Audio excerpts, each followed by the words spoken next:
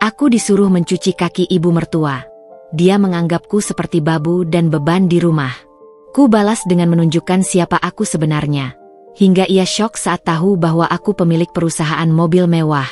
Ia mengemis uang kepadaku. Halo Bunda, selamat datang kembali ya. Semoga Bunda semuanya dalam keadaan sehat dan bahagia ya. Sebelum masuk ke ceritanya silahkan Bunda-Bunda semuanya absen terlebih dahulu ya. Bunda semuanya dari daerah mana saja. Yang sudah subscribe semoga rezekinya lancar ya. Risa Pradipta. Namaku adalah perpaduan antara kelembutan dan kekuatan. Mirip seperti kepribadian yang selalu kucoba tunjukkan pada dunia. Di mata banyak orang, aku adalah seorang perempuan muda yang gigih, cerdas, dan punya ambisi membara. Sejak kecil, aku sudah dididik untuk mandiri dan bekerja keras. Kedua orang tuaku, meskipun bukan berasal dari keluarga berada, selalu menanamkan nilai-nilai itu dalam diriku. Mereka mengajarkan bahwa kesuksesan bukan hanya tentang seberapa banyak harta yang kau miliki, tapi seberapa besar manfaat yang bisa kau berikan. Filosofi itu yang selalu kugenggam erat, bahkan saat namaku mulai dikenal di dunia bisnis. Ya, aku bukan sembarang perempuan. Di usia 28 tahun, aku adalah CEO dan pemilik PT Jaya Mandiri Motor, sebuah perusahaan manufaktur mobil mewah yang telah merajai pasar otomotif regional. Nama perusahaanku adalah Jaminan Kualitas dan Inovasi. Setiap tahun, kami meluncurkan model-model terbaru yang selalu menjadi incaran para kolektor dan pecinta kecepatan. Aku membangunnya dari nol, dengan keringat, air mata, dan jam kerja yang tak terhitung. Banyak yang terkejut melihat seorang perempuan muda sepertiku bisa mencapai posisi setinggi ini, apalagi di industri yang didominasi kaum Adam. Tapi itulah Risa Pradipta, tak gentar menghadapi tantangan, selalu membuktikan bahwa batasan itu hanya ada di pikiran. Hidupku dipenuhi kemewahan, jika diukur dari standar material. Villa megah, mobil-mobil super cepat, tas bermerek, perhiasan berkilau, semua itu ada dalam jangkauanku. Namun, di balik semua gemerlap itu, ada satu kerinduan yang tak pernah pupus, cinta sejati. Aku lelah dengan pria-pria yang mendekat hanya karena status dan hartaku. Mereka melihat dompetku, bukan hatiku. Mereka memuji kesuksesanku, tapi tak pernah benar-benar ingin mengenalku sebagai seorang Risa, wanita biasa yang juga merindukan kehangatan keluarga. Hingga kemudian, Ardi hadir. Ardian Syahputra.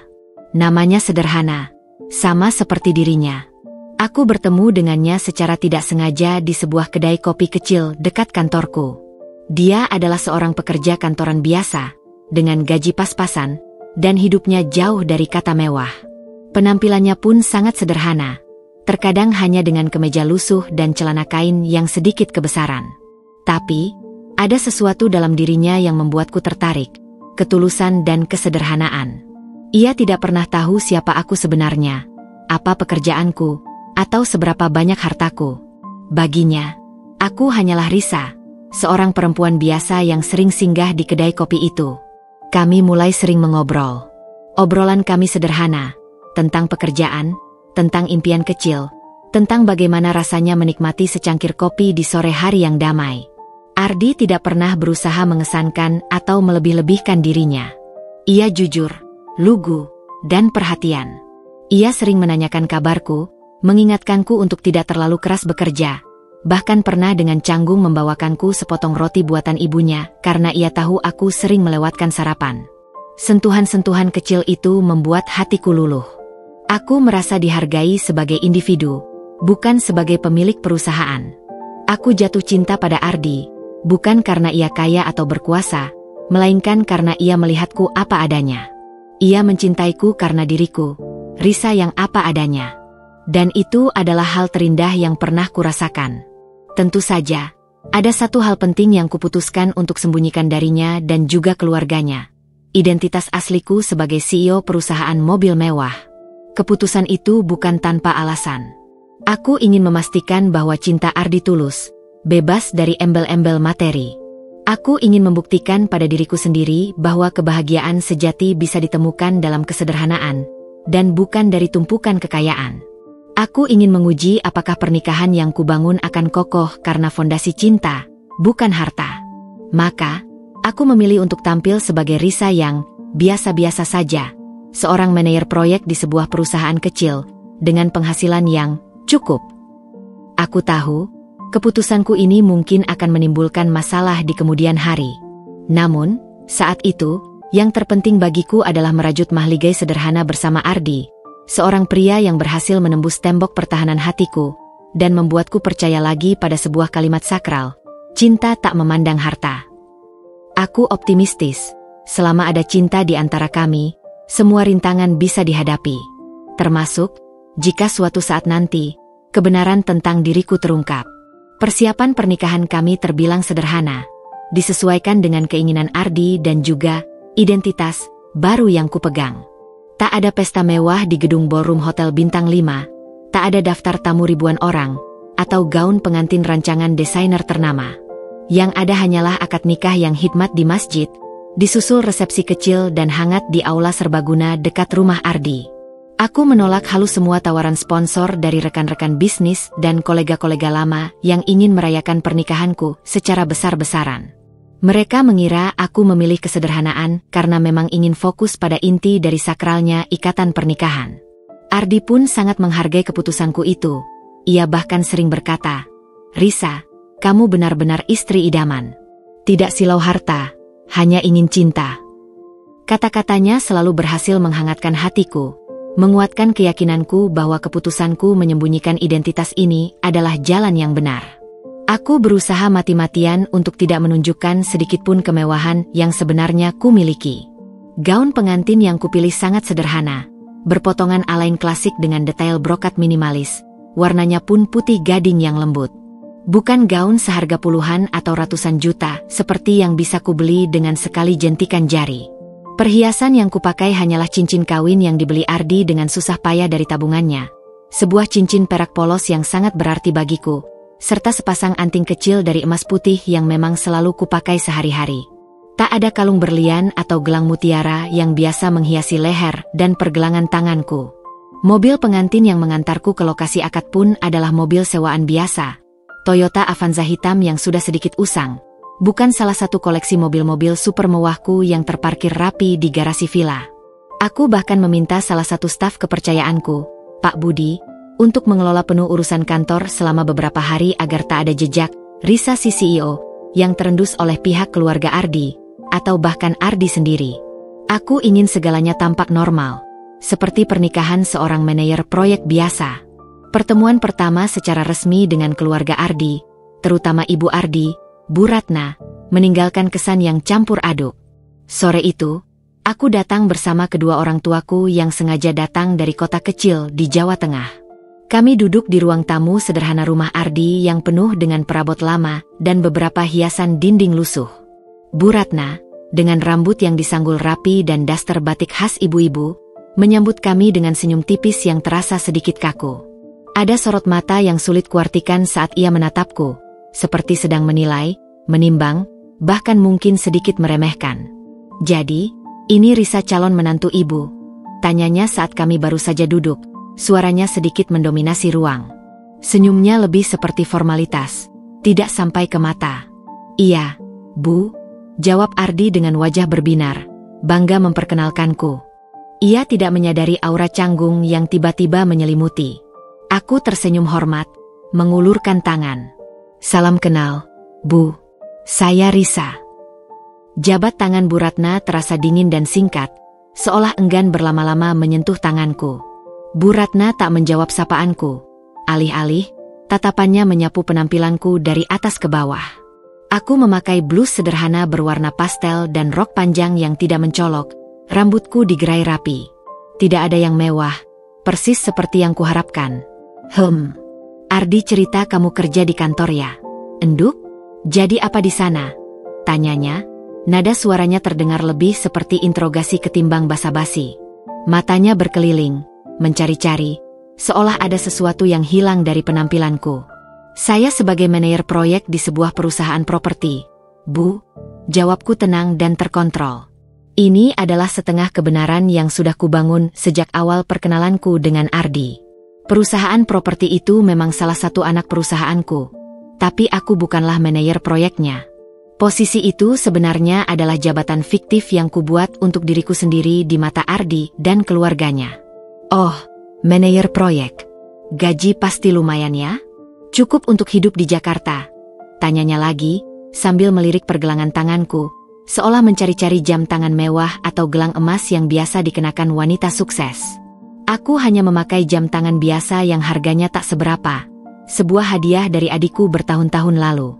Aku merasakan ada tekanan tersirat dalam setiap pertanyaannya. Ardi, yang merasakan ketidaknyamanan, segera menengahi. Bu, sudah. Jangan tanya-tanya yang begitu. Yang penting kami saling sayang, Bu. Ia menggenggam tanganku lembut, memberiku isyarat untuk bersabar. Bu Ratna hanya berdehem panjang, lalu mengalihkan pandangan ke orang tuaku. Cinta itu penting, nak, tapi hidup itu butuh uang. Kalau hanya cinta, nanti mau makan apa? Gumamnya, lebih seperti berbicara pada dirinya sendiri, namun dengan nada yang cukup keras agar kami semua mendengarnya. Kata-kata itu menohok hatiku, seperti meremehkan perjuanganku selama ini. Aku merasa sedikit tercubit dengan pertanyaan-pertanyaan dan tatapan meremehkan itu. Rasanya seperti ada dinding tak kasat mata yang tiba-tiba muncul di antara kami. Sebuah pemisah yang dibangun dari prasangka dan perbedaan kelas sosial yang tak ku ketahui. Namun, aku berusaha menepisnya. Mungkin ini hanya kecemasan wajar seorang ibu yang ingin putranya mendapatkan yang terbaik. Aku mencoba meyakinkan diriku bahwa seiring berjalannya waktu, Bu Ratna akan melihat ketulusan hatiku dan menerimaku apa adanya. Aku juga ingat tujuan awalku, ingin membuktikan bahwa cinta Ardi murni, tidak terkontaminasi oleh kemewahan. Jadi, aku memilih untuk bersabar dan menghadapi semua itu dengan senyuman. Seiring berjalannya waktu, menjelang hari H pernikahan, intensitas pertemuan kami semakin sering. Setiap kali aku datang ke rumah Ardi, Bu Ratna selalu punya serentetan pertanyaan atau komentar yang membuatku tak nyaman. Ia sering membandingkanku dengan calon menantu tetangga yang katanya berasal dari keluarga kaya, atau menanyakan tentang latar belakang keluargaku yang sengaja kubuat sesederhana mungkin. Risa, orang tuamu di kampung ya? Jauh sekali. Ardi kan anak kota, harusnya cari istri juga yang setara, yang bisa bantu finansial keluarga. Pernah ia lontarkan di depan Ardi dan orang tuaku, seolah ingin sengaja menyakiti hati. Ardi langsung menegurnya dengan lembut, dan aku hanya bisa menunduk, mencoba menahan gejolak emosi yang mulai membuncah. Orang tuaku hanya bisa tersenyum masam, mereka pun merasakan perlakuan tak mengenakan ini. Meski demikian, aku berusaha memahami. Mungkin ini adalah cara Bu Ratna melindunginya putranya, mencoba memastikan aku adalah pilihan terbaik di matanya. Aku terus-menerus mengingatkan diriku pada tujuan awalku menyembunyikan identitas, demi cinta yang tulus. Aku memilih untuk bersabar dan menghadapi semua itu dengan senyuman, berharap suatu hari nanti, ketulusan dan pengorbananku akan terlihat. Namun, di dalam lubuk hatiku, aku merasakan sesuatu yang ganjil.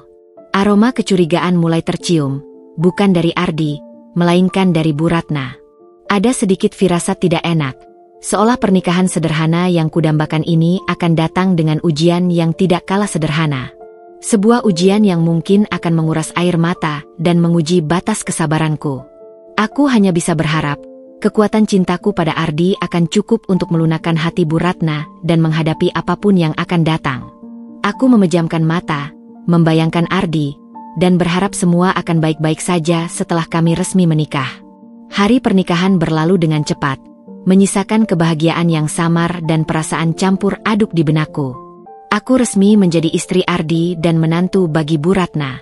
Sesuai kesepakatan pranikah yang kubuat dengan Ardi, dan yang kuanggap sebagai bagian dari penyamaranku, kami memutuskan untuk tinggal di rumah orang tua Ardi terlebih dahulu. Alasanku adalah untuk menghemat biaya dan membiasakan diri dengan lingkungan baru, sebelum mencari tempat tinggal sendiri. Ardi menyetujuinya dengan gembira, merasa senang karena aku begitu pengertian. Ia bahkan memelukku erat, mencium keningku dan berbisik, "Terima kasih, sayang. Kamu memang pasangan hidup terbaik yang dikirim Tuhan untukku." Kata-kata itu sempat membuatku merasa hangat, namun di sisi lain, ada sedikit rasa bersalah karena telah menyembunyikan sebagian besar diriku darinya. Ardi tak tahu, rumah sederhana itu akan menjadi kandang emas bagiku, tempat di mana status dan identitasku akan menjadi ujian terberat, mengikis sedikit demi sedikit kebebasan dan harga diriku. Pada awalnya, semua tampak berjalan normal, setidaknya di permukaan. Aku masih rutin bekerja sebagai manajer proyek di salah satu anak perusahaanku, PT Adidaya Properti, yang memang bergerak di bidang properti. Aku menjaga jadwal harian yang ketat. Aku bangun pagi sekitar pukul 5, sebelum adzan subuh berkumandang, untuk menyiapkan sarapan sederhana. Biasanya, menu yang kusajikan tidak jauh-jauh dari nasi goreng, roti bakar, atau bubur kacang hijau instan yang mudah dan cepat dibuat. Aku memastikan Ardi dan Bu Ratna sudah sarapan sebelum aku bersiap berangkat ke kantor. Penampilanku tetap kuatur agar terlihat rapi namun tidak mencolok. Kemeja polos, celana kain, dan sepatu pantofel yang nyaman. Tidak ada barang branded, tidak ada perhiasan mewah, dan tidak ada tas tangan mahal yang biasanya ku tenteng saat pergi ke kantorku yang sebenarnya, PT Jaya Mandiri Motor. Sore hari, sekitar pukul 5 sore, aku sudah tiba kembali di rumah. Begitu kakiku menginjak teras, tanpa perlu diminta, aku langsung meletakkan tas kerja dan segera membantu Bu Ratna di dapur menyiapkan makan malam. Atau jika tidak di dapur, aku akan membersihkan rumah, mulai dari menyapu lantai ruang tamu, mengepel, hingga merapikan barang-barang yang berserakan. Aku berusaha menunjukkan diri sebagai menantu yang berbakti, rajin, dan tidak merepotkan sama sekali. Aku ingin Bu Ratna melihat bahwa aku tulus mencintai putranya dan mampu menjadi bagian dari keluarga mereka, terlepas dari latar belakangku yang biasa-biasa saja, itu. Aku ingin sekali mendapatkan restunya yang tulus, bukan hanya karena aku istri putranya, tapi karena ia benar-benar menyayangiku. Namun, hanya berselang beberapa minggu, sikap Bu Ratna mulai menunjukkan sisi aslinya yang lebih terang-terangan. Senyum tipisnya di hari pernikahan kini digantikan dengan kerutan di dahi yang hampir selalu ada. Nada bicaranya berubah menjadi lebih tajam, lebih menuntut, dan penuh nada meremehkan. Perintah-perintahnya mulai berdatangan seperti rentetan peluru, kadang terang-terangan, kadang terselubung dalam bentuk saran atau nasihat yang sebenarnya adalah perintah mutlak. Risa, itu lantai ruang tamu sudah berdebu. Nanti kalau ada tamu kotor semua. Kamu ini bagaimana? Enduk, baru pulang kantor sudah leha-leha saja. Ucapnya suatu pagi, saat aku baru saja melepas sepatu di teras. Ia duduk di sofa ruang tengah, matanya terpaku pada acara televisi kesayangannya, sinetron drama. Tangannya menunjuk lantai dengan dagunya tanpa mengalihkan pandangan. Aku yang baru saja selesai mencuci piring sarapan dan baru pulang dari kantor, hanya bisa menghela napas dalam hati, mengangguk, dan segera mengambil sapu. Esoknya, giliran tumpukan cucian di keranjang yang menjadi sasaran. Risa, cucian di kamar mandi sudah menumpuk itu. Kenapa tidak segera dicuci? Nanti baunya tidak enak, seperti tidak ada yang merawat rumah, katanya, kali ini sambil berjalan melewati lemari pakaianku yang terbuka di kamar. Matanya melirik tajam ke dalam lemari, seolah mencari-cari apakah ada pakaian mahal tersimpan di sana. Aku tahu ia sedang menguji, ingin melihat seberapa sederhana aku sebenarnya. Aku melakukan semua yang dimintanya, tanpa banyak bicara. Mencuci baju dengan tangan, menjemur, lalu menyetrika hingga licin. Memasak sarapan, makan siang, dan makan malam untuk 3 orang. Membersihkan kamar mandi yang seringkali kotor karena jarang dibersihkan secara menyeluruh. Aku ingin menghindari konflik, apalagi di awal pernikahan. Aku ingin membuktikan diri. Ardi? Ia sibuk dengan pekerjaannya sebagai seorang manajer di bank swasta. Ia berangkat pagi dan pulang larut. Pulang kantor, ia akan bertanya apa yang kulakukan seharian, dan aku hanya akan menjawab singkat bahwa aku membantu ibu mengerjakan pekerjaan rumah. Ia akan tersenyum lelah dan berkata, "Terima kasih ya, sayang. Kamu memang menantu idaman yang rajin."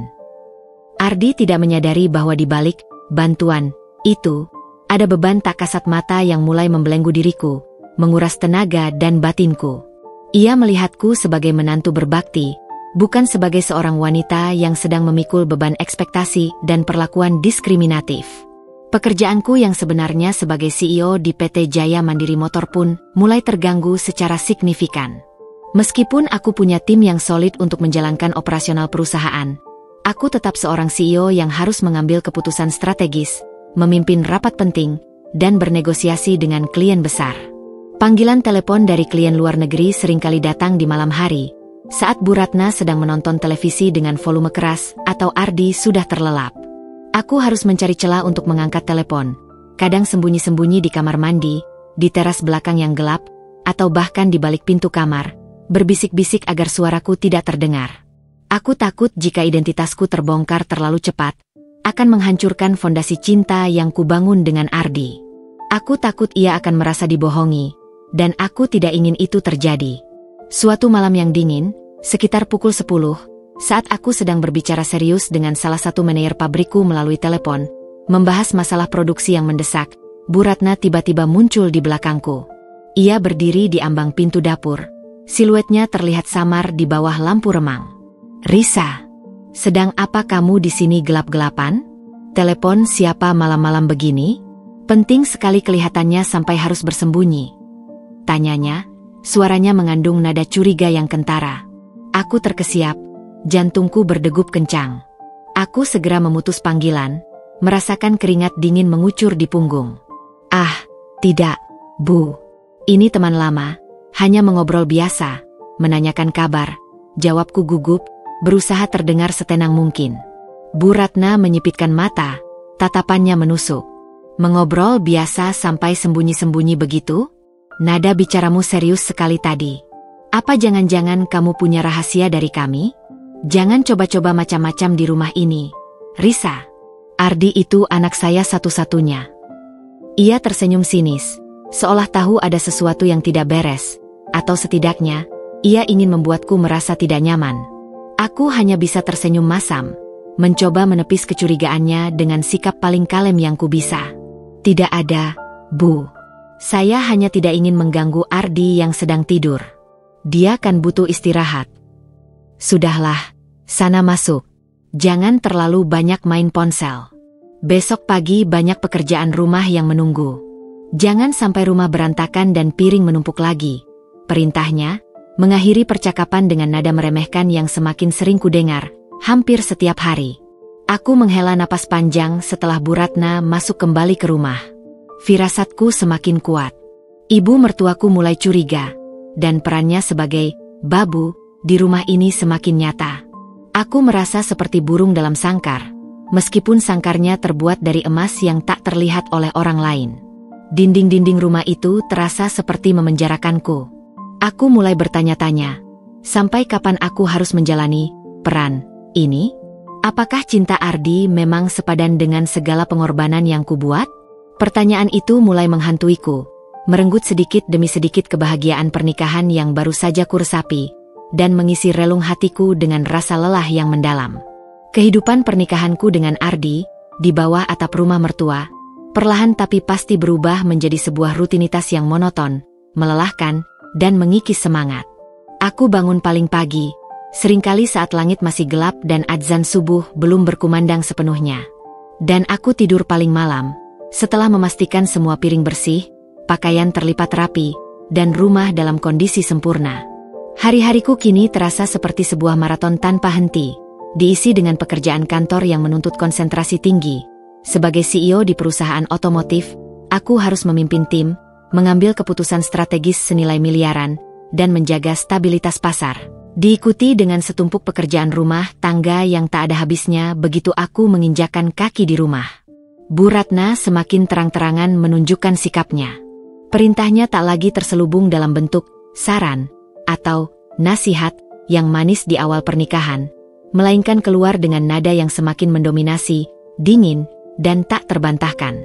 "Risa, nanti pulang kantor langsung ke pasar ya. Bahan makanan di kulkas sudah habis semua. Jangan lupa beli sayur bayam, Ardi suka itu. Dan ikan asin untuk Bapak. Oh, sekalian beli minyak goreng dan beras juga, yang ukuran 10 kilo ya," perintahnya suatu pagi saat kami sarapan. Ia tak bertanya apakah aku punya waktu luang, apakah ada pekerjaan mendesak di kantorku yang, katanya, seorang manajer proyek, atau apakah aku lelah. Baginya, itu adalah kewajibanku sebagai menantu di rumahnya, dan mungkin, sebagai seseorang yang dianggap numumpang hidup. Aku hanya bisa mengangguk, mencoba tersenyum, meski dalam hati rasanya menjerit, ingin berteriak melampiaskan frustrasi.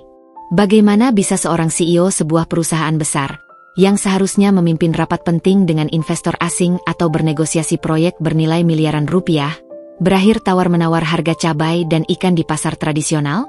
Ironi ini seringkali membuatku ingin tertawa getir, atau justru menangis. Setiap kali aku pulang dari kantor, bukannya disambut dengan senyuman hangat atau pertanyaan tentang hari kerjaku, yang ada hanyalah daftar pekerjaan yang harus kuselesaikan. Piring-piring kotor menumpuk di wastafel dari sarapan dan makan siang Bu Ratna, pakaian kotor menggunung di keranjang yang sengaja tak disentuh, atau lantai yang sengaja dibiarkan berantakan seolah menantiku untuk membersihkannya. Bu Ratna akan duduk santai di sofa ruang tengah, matanya terpaku pada layar televisi, menikmati sinetron drama favoritnya. Ia sesekali akan melirikku dengan tatapan menilai, seolah memastikan aku sedang melakukan tugasku. Wah, Risa sudah pulang. Pas sekali. Itu kamar mandi kotor sekali. Ada rambut menumpuk di saluran pembuangan. Baunya juga tidak enak. Tolong dibersihkan ya. Enduk. Kasihan Ardi nanti kalau mau mandi, katanya suatu sore, seolah baru teringat padahal aku tahu itu sengaja ia biarkan. Aku tahu ia ingin memastikan aku selalu punya kesibukan, selalu punya alasan untuk tidak berleha-leha, atau punya waktu untuk diriku sendiri. Ia seolah ingin mengikatku dengan pekerjaan rumah tangga, agar aku tidak punya waktu untuk hal lain. Ardi, di sisi lain, seringkali pulang larut karena tuntutan pekerjaannya sebagai manajer di bank swasta. Ketika ia sampai rumah, biasanya aku sudah selesai dengan semua pekerjaan rumah dan sedang menyiapkan makan malam atau sudah makan malam. Ia akan memelukku, mencium keningku, dan mengucapkan terima kasih atas semua yang kulakukan. Maaf ya, sayang. Aku tidak bisa banyak bantu. Pekerjaan di kantor sedang banyak sekali. Kamu pasti lelah ya? Ucapnya, nadanya tulus, wajahnya menunjukkan kelelahan yang sama denganku. Aku tahu ia memang lelah. Tapi ia tidak pernah melihat, atau mungkin tidak mau melihat, bahwa aku juga sama lelahnya, bahkan mungkin lebih lelah darinya. Beban ganda ini mulai terasa sangat berat di pundakku, menggerogoti fisik dan mentalku secara perlahan.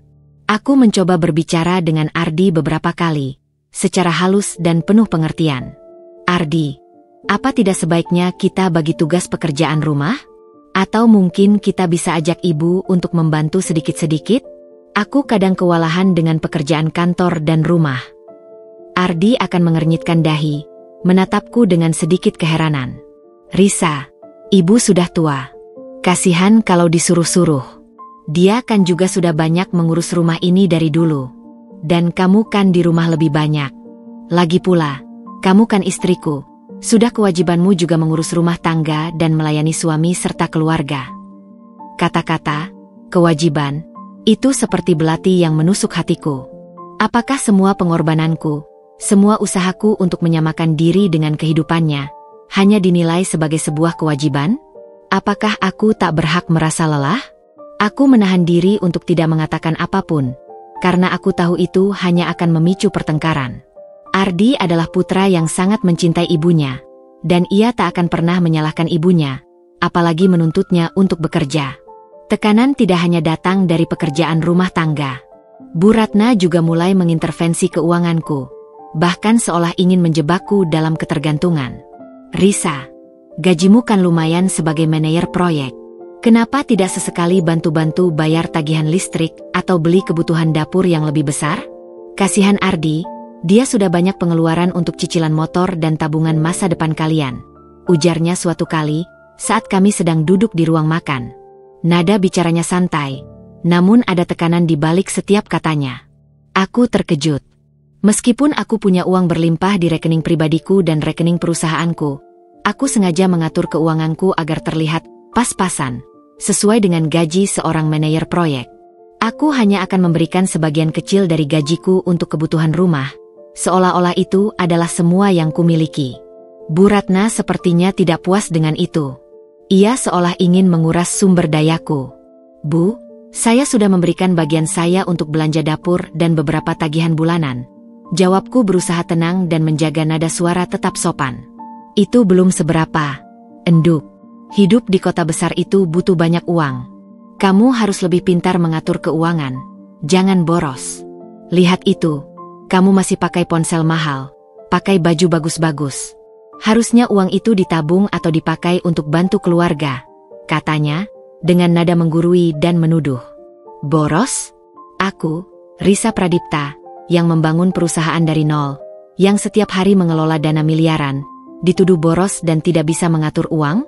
Sebuah tamparan keras yang harus kutelan mentah-mentah, demi menjaga sandiwara ini. Suatu malam, aku sedang memeriksa laporan keuangan perusahaanku dari laptop. Ini adalah laporan yang sangat penting, menyangkut proyek miliaran rupiah dengan investor asing yang sedang dalam tahap negosiasi. Aku duduk bersila di lantai sudut kamar, mencoba bersembunyi di balik kegelapan dan selimut tipis agar cahaya laptop tidak terlalu terang. Aku bahkan memakai headset agar suara percakapan teleponku tidak terdengar keluar. Tiba-tiba, pintu kamar terbuka pelan, dan Bu Ratna berdiri di sana. Ia masuk tanpa mengetuk, seperti hantu. Risa, sedang apa kamu itu? Gelap-gelapan begitu. Itu laptop apa yang kamu lihat?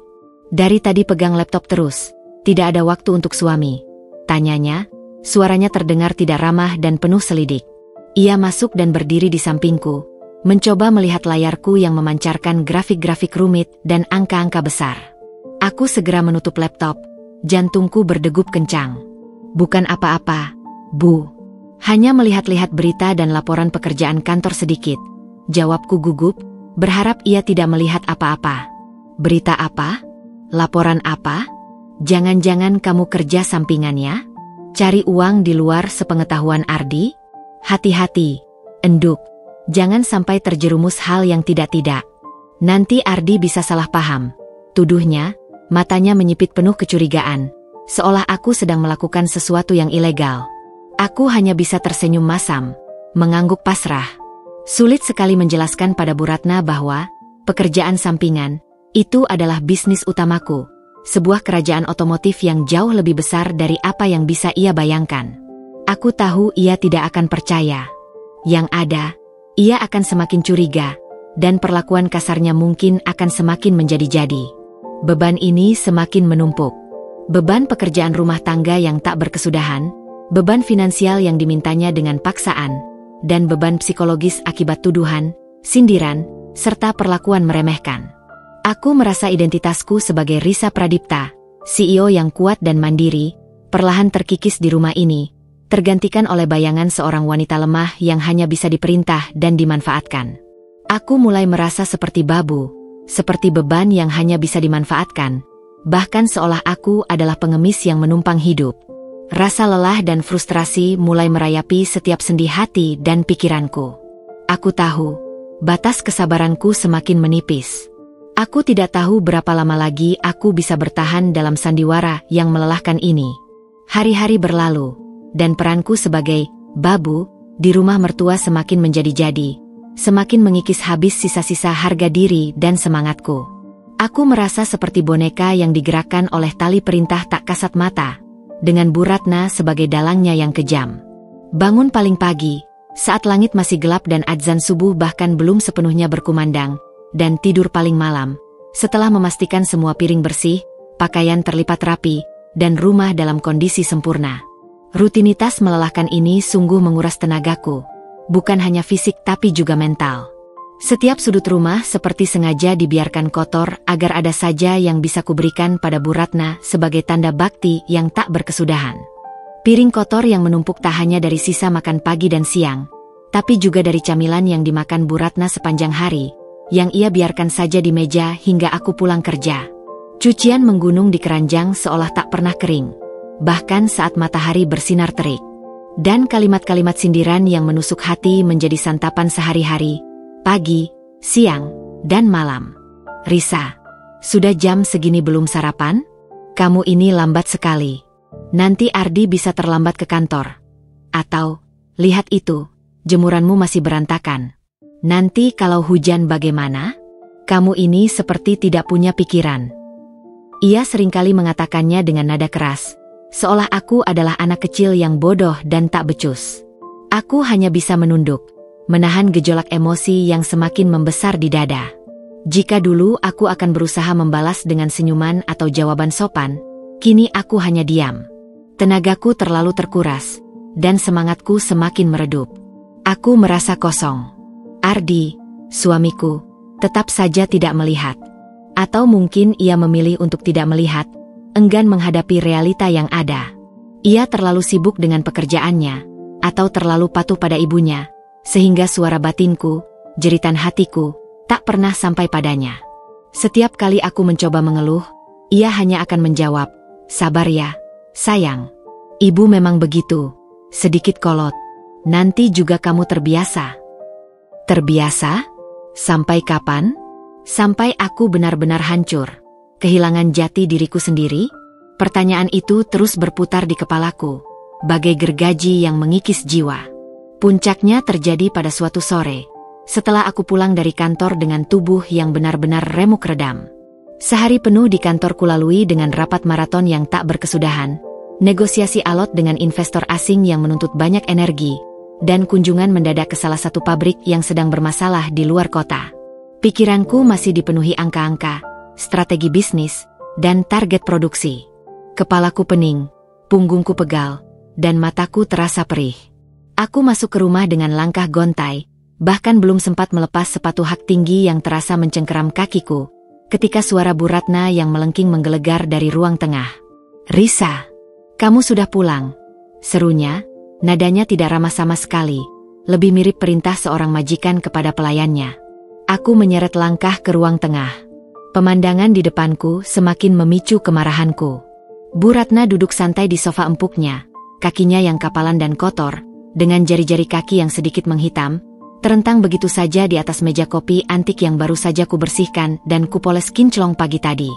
Aroma kaki yang kurang sedap menyeruak di udara, membuatku sedikit mual. Di samping kakinya tergeletak sebuah baskom plastik berwarna biru pudar, berisi air sabun yang keruh dan berbusa tipis, serta sebuah sikat kaki lusuh. Ia menatapku dengan tatapan angkuh dan meremehkan, seolah aku adalah seorang pesuruh yang baru saja tiba untuk melaksanakan tugasnya. "Sini, cuci kaki saya sekarang," perintahnya, tangannya menunjuk ke arah baskom dan kakinya yang terentang. Ekspresi wajahnya datar, tanpa sedikit pun rasa sungkan. Kotor sekali rasanya setelah seharian keliling pasar. Pembantu di rumah sebelah saja rajin sekali mencuci kaki majikannya. "Kamu ini kok beda ya? Menantu tapi seperti tidak tahu sopan santun," imbuhnya, dengan senyum mengejek di bibirnya yang tipis. Kalimat terakhir itu sungguh menghina, menuduhku tidak sopan santun padahal ia yang bersikap tidak etis. Darahku mendidih seketika. Rasanya ada sesuatu dalam diriku yang mendadak putus, seolah benang kesabaranku yang tipis telah terputus sepenuhnya. Mencuci kaki? Bukan hanya sekadar tindakan fisik mencuci kaki yang membuatku murka, tapi cara ia memerintah, nada suaranya yang merendahkan, dan perbandingan dengan pembantu yang membuatnya semakin parah. Itu adalah sebuah penghinaan yang telanjang, sebuah penindasan psikologis yang tak bisa lagi kutoleransi. Aku, Risa Pradipta, yang di luar sana dihormati ribuan karyawan, yang namanya sering disebut-sebut dalam daftar pengusaha sukses majalah bisnis terkemuka, kini disuruh mencuci kaki oleh seorang wanita yang memandangku tak lebih dari seorang babu rendahan, seorang beban yang tak tahu diri. Jantungku berdebar kencang, amarah menyelimuti seluruh tubuhku, membuat tanganku mengepal erat. Mataku menatap lurus ke arah Bu Ratna, menembus sorot meremahkannya. Senyum mengejek di bibirnya, sorot mata penuh penghinaan. Semua itu seperti bensin yang menyiram api amarahku yang sudah membara. Seolah ada suara di kepalaku yang berteriak lantang. "Cukup! Sudah cukup! Aku tidak akan menoleransi ini lagi. Aku sudah terlalu banyak memberi, terlalu banyak bersabar, terlalu banyak mengorbankan diri demi sandiwara yang tak berujung ini." "Maaf, Bu," kataku, suaraku terdengar dingin dan tajam. Sebuah nada yang tak pernah kudengar keluar dari mulutku sendiri di rumah ini. Nada yang penuh dengan kemarahan terpendam. "Saya tidak bisa." Seketika wajah Bu Ratna memerah padam, kontras dengan kulitnya yang pucat. Senyum mengejeknya menghilang, digantikan oleh ekspresi terkejut yang luar biasa, seolah tak percaya aku berani menolaknya, lalu berubah menjadi amarah yang meledak-ledak. "Apa? Kamu bilang apa barusan? Kamu tuli. Berani sekali kamu menolak perintah saya. Kamu lupa kamu itu siapa di rumah ini? Kamu itu menantu. Kamu itu beban. Kalau bukan karena anak saya, kamu tidak akan pernah bisa menikmati hidup seperti ini. Dasar menantu tidak tahu diuntung. Omelnya, suaranya melengking tinggi, menusuk telinga, memenuhi seluruh ruangan, bahkan mungkin terdengar sampai keluar rumah. Pada saat yang bersamaan, Ardi yang baru saja pulang dari kantor dan mendengar keributan itu, tergesa-gesa menghampiri kami dari arah pintu. Wajahnya terlihat bingung, panik, dan sedikit terkejut melihat ibunya dan aku dalam posisi konfrontatif seperti itu. Ada apa ini, Bu? Risa? Kenapa kalian ribut-ribut begini? Tanyanya, mencoba menenangkan suasana yang sudah memanas. Lihat ini anakmu, istrimu ini tidak tahu diri. Disuruh mencuci kaki saja tidak mau. Dia pikir dia siapa? Tidak punya sopan santun sama sekali. Adu Bu Ratna, menunjukku dengan jari telunjuknya yang gemetar, seolah aku adalah biang keladi dari segala masalah. Aku menarik napas dalam-dalam, mencoba mengumpulkan sisa-sisa kesabaran yang masih tersisa, tetapi aku tahu, itu sudah habis. Amarah yang sudah lama kupendam, tekanan yang kutanggung, dan penghinaan barusan, semuanya kini meledak. Ini adalah titik pemicu, batas akhir dari sandiwara ini. Aku tidak bisa lagi menahannya. Mata Risa Pradipta yang dulu penuh kehangatan dan kesabaran kini memancarkan api kemarahan dan kekecewaan yang membara. Aku akan menunjukkan pada mereka, pada Bu Ratna dan bahkan pada Ardi yang tak pernah menyadari bebanku, siapa aku sebenarnya. Saatnya topeng ini terlepas. Udara di ruang tengah mendadak terasa berat, dipenuhi ketegangan yang mencekik. Keheningan pekat merayapi setiap sudut, lebih memekakan telinga daripada teriakan apapun. Bu Ratna masih berdiri mematung dengan wajah memerah padam, napasnya memburu, jari telunjuknya yang gemetar masih teracung ke arahku. Ardi berdiri di antara kami, bingung, wajahnya pucat pasi. Matanya bolak-balik antara ibunya yang diliputi amarah dan aku yang kini memancarkan aura berbeda. Aura yang belum pernah ia lihat selama kami bersama. Aura yang bukan lagi Risa si manajer proyek biasa. Aku menarik napas panjang, menenangkan gejolak amarah dan rasa sakit hati yang masih membara di dadaku. Kemarahan memang masih terasa, tapi kini bercampur dengan tekad bulat dan rasa lega yang aneh. Cukup sudah. Sandiwara ini harus berakhir. Aku tidak akan lagi membiarkan diriku direndahkan, diinjak-injak harga diriku. Wajahku yang tadinya menunduk kini terangkat tinggi, sorot mataku menatap lurus ke arah Bu Ratna, penuh ketegasan yang tak terbantahkan. Tidak ada lagi keraguan, tidak ada lagi rasa takut. Iya, Bu, saya memang menolak. Saya tidak akan mencuci kaki ibu, kataku, suaraku terdengar dingin dan tajam, sebuah nada yang tak pernah kudengar keluar dari mulutku sendiri di rumah ini. Nada itu penuh dengan otoritas dan ketegasan. Bu Ratna terperanjat. Ia menatapku dengan mata melotot, seolah baru saja melihat hantu. Apa? Kamu bilang apa barusan? Kamu tuli. Berani sekali kamu bicara begitu pada mertuamu sendiri. Kamu tidak tahu diri. Kamu itu cuma menantu miskin yang kebetulan Ardi mau menikahi karena kasihan. Serunya, suaranya naik 1 oktav, hampir pecah.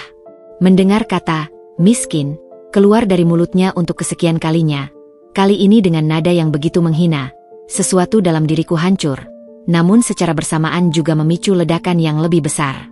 Aku tersenyum tipis, sebuah senyum pahit yang penuh arti, seolah ingin mengatakan, "Oh, kau salah besar, Bu." Miskin? Ulangku. Nadaku sedikit mengejek, penuh ironi. Aku sengaja mengulang kata itu, membiarkannya menggema di telinga mereka. Baik, Bu. Ardi, ada sesuatu yang harus ibu dan kamu ketahui. Sesuatu yang selama ini sengaja saya sembunyikan.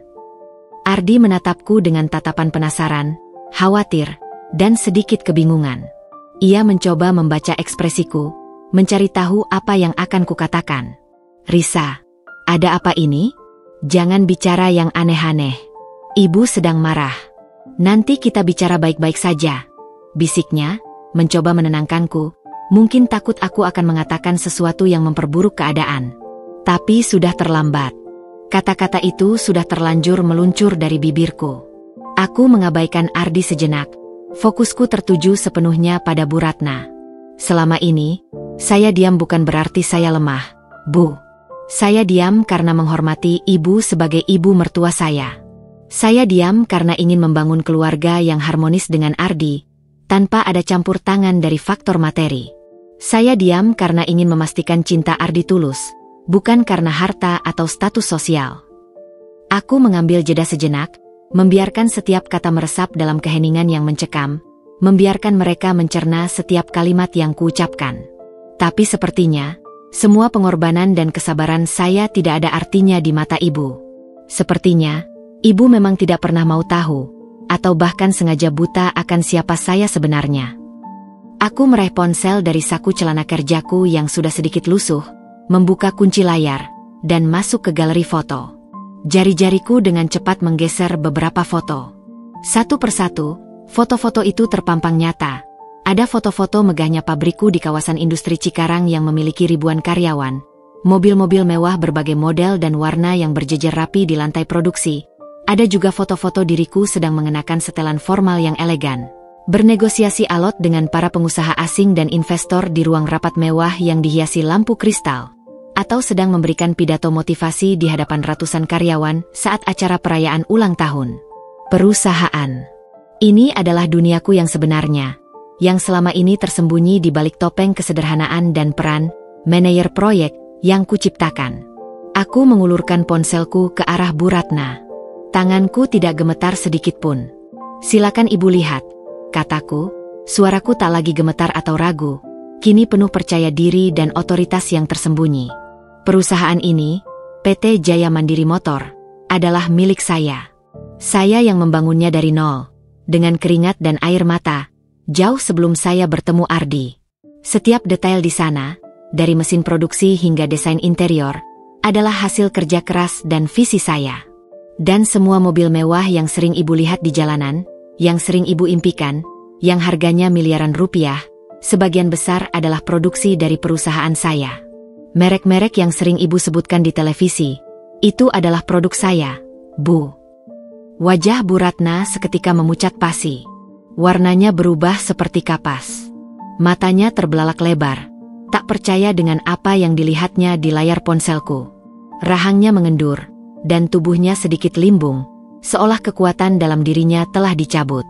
Ia bahkan sampai harus berpegangan pada sandaran sofa untuk menjaga keseimbangan. Ardi yang semula bingung dan cemas, kini sama terkejutnya. Ia meraih ponsel dari tangan ibunya yang gemetar. Matanya menyapu setiap gambar dengan cepat, lalu membandingkannya dengan wajahku. Keterkejutan di wajahnya bahkan lebih nyata dan mendalam daripada ibunya. Ia tak pernah tahu, sedikit pun, tentang sisi lain dari diriku ini. Ia hanya tahu Risa si manajer proyek dengan gaji pas-pasan, yang pulang kantor langsung membereskan rumah. Tidak mungkin. Kamu bohong, kan? Ini hanya foto dari internet, Risa. Kamu mau menipu kami? Gagap Bu Ratna, suaranya hampir tak terdengar, mencoba menyangkal kebenaran yang terlalu menyakitkan baginya. Aku tersenyum sinis, sebuah senyuman yang menyembunyikan rasa sakit hati dan kecewa yang teramat dalam, tapi juga rasa kemenangan yang membebaskan. Apakah saya terlihat seperti orang yang suka berbohong, Bu? Apakah foto-foto ini terlihat seperti kebohongan? Jika ibu masih tidak percaya, jika ibu masih berpikir saya hanya menipu, besok pagi saya akan menjemput ibu dan Ardi untuk berkunjung langsung ke kantor dan pabrik saya. Ibu bisa melihat sendiri, dengan mata kepala ibu sendiri, siapa sebenarnya menantu yang selama ini ibu sebut babu dan beban ini. Saya akan membuktikan kepada ibu bahwa saya bukan hanya sekadar menantu miskin. Keheningan kembali menyelimuti ruangan. Kali ini jauh lebih dalam, lebih mencekam, dan lebih menghantam. Keheningan yang berbicara lebih keras daripada teriakan atau argumen apapun. Di sana, di antara perabot sederhana rumah mertua, aku berdiri tegak, tak lagi menyembunyikan siapapun aku sebenarnya. Topeng itu akhirnya terlepas sepenuhnya, jatuh berkeping-keping di lantai. Dan kebenaran yang pahit, namun membebaskan, kini terpampang nyata, menampar wajah mereka dengan keras. Ini adalah awal dari sebuah perubahan besar, dan aku tahu, tidak ada jalan untuk kembali. Malam setelah pengakuan bombastis itu terasa sangat panjang dan hampa. Aku tidak tahu apakah Ardi dan Bu Ratna bisa tidur nyenyak. Aku sendiri pun tidak. Selama berjam-jam, aku hanya terbaring menatap langit-langit kamar yang tampak asing, membiarkan segala emosi bergolak di dada. Ada rasa lega yang luar biasa, tentu saja, karena beban rahasia yang telah kubawa selama berbulan-bulan itu akhirnya terangkat. Seperti bongkahan batu besar yang tiba-tiba diangkat dari punggungku. Namun, di sisi lain, ada juga kecemasan yang mendalam tentang apa yang akan terjadi selanjutnya. Bagaimana reaksi Ardi? Akankah ia merasa dikhianati dan marah karena aku menyembunyikan identitasku begitu lama? Akankah ini merusak pondasi cinta yang sudah kami bangun? Dan Bu Ratna, apakah ia akan benar-benar berubah? Atau hanya berpura-pura baik demi sesuatu? Pagi itu, suasana di rumah terasa kaku, dingin, dan penuh dengan keheningan yang menyesakan. Bu Ratna yang biasanya sudah ribut di dapur sejak subuh, dengan suara wajan dan piring yang beradu, kini duduk diam di ruang makan, pandangannya kosong menatap piring di depannya. Sarapan yang kubuat, roti panggang dengan olesan selai stroberi dan telur mata sapi yang kumasak khusus untuk mereka, tak tersentuh sedikit pun olehnya. Ardi juga terlihat gelisah. Ia berusaha menatapku, tapi setiap kali pandangan kami bertemu, ia buru-buru mengalihkan muka ke arah lain, seperti mencari-cari sesuatu di dinding. Aura canggung begitu pekat, seolah ada dinding tak kasat mata yang tiba-tiba memisahkan kami, menghalangi komunikasi yang biasanya hangat. Bu, Ardi, saya sudah siapkan sarapan. Mari dimakan sebelum dingin. Ucapku memecah keheningan, suaraku datar, tanpa emosi berlebihan.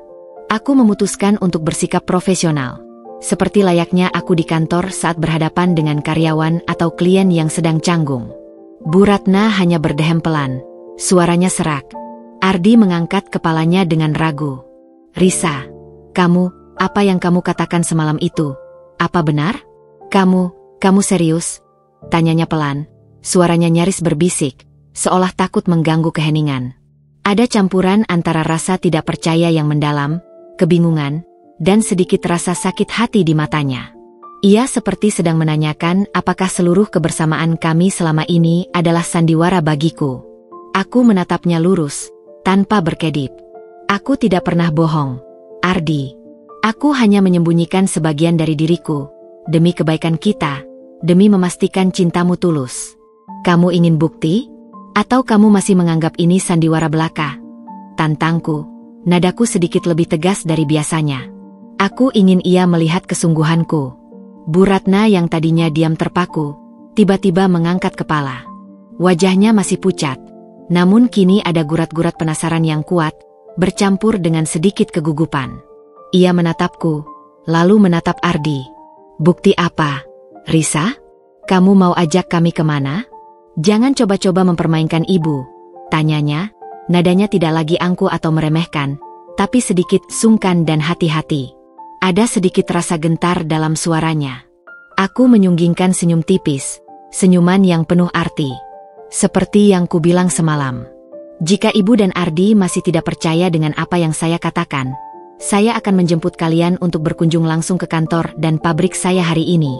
Saya sudah menghubungi sekretaris saya untuk mengosongkan jadwal penting saya pagi ini, khusus untuk kunjungan kalian. Ardi menatap ibunya, lalu menatapku lagi. Aku bisa melihat peperangan batin yang hebat di matanya. Ia pasti merasa campur aduk, terkejut dengan pengakuanku, mungkin sedikit marah karena merasa dibohongi, tapi juga penasaran yang membuncah ingin tahu kebenaran. Bu Ratna, di sisi lain, sepertinya lebih didominasi oleh rasa ingin tahu yang besar dan mungkin sedikit rasa takut. Takut kalau aku benar. Dan semua perkataan meremehkannya selama ini akan menjadi bumerang yang menghantamnya kembali. Bu, bagaimana? Tanya Ardi ragu, suaranya sedikit parau. Bu Ratna menghela napas panjang. Tatapannya menyapu seluruh ruangan seolah mencari jawaban. Ia tampak berpikir keras, menimbang-nimbang. Akhirnya, ia mengangguk pasrah. Baiklah, ibu ikut. Ardi, kamu ikut juga. Ibu ingin melihat dengan mata kepala ibu sendiri. Nadanya terdengar pasrah, namun ada kilatan di matanya yang menunjukkan rasa ingin tahu yang besar, bercampur dengan rasa tak percaya yang masih kuat. Aku mengangguk. Baik, kalau begitu, saya siap-siap dulu. Saya akan memanggil mobil penjemput dalam 10 menit. Bu Ratna dan Ardi saling pandang, raut terkejut kembali terlintas di wajah mereka. Mobil penjemput? Mereka mungkin berpikir aku akan mengendarai mobil sewaan biasa lagi, atau bahkan mobil Ardi yang sudah usang. Mereka tidak tahu bahwa yang kumaksud adalah mobil dinas pribadiku, sebuah sedan mewah hitam legam, merek ternama yang bahkan belum banyak beredar di Indonesia, dengan kaca gelap dan interior super mewah, yang biasa digerakkan oleh supir pribadiku, Pak Joko. Tak lama kemudian, sekitar 10 menit kemudian, sebuah suara klakson mobil yang elegan dan dalam terdengar dari luar rumah. Bukan suara klakson mobil biasa. Aku melirik jam tangan. Tepat waktu, seperti biasa. Bu Ratna dan Ardi terdiam, terkejut saat melihat mobil mewah itu berhenti tepat di depan rumah sederhana mereka, begitu kontras dengan lingkungan sekitarnya.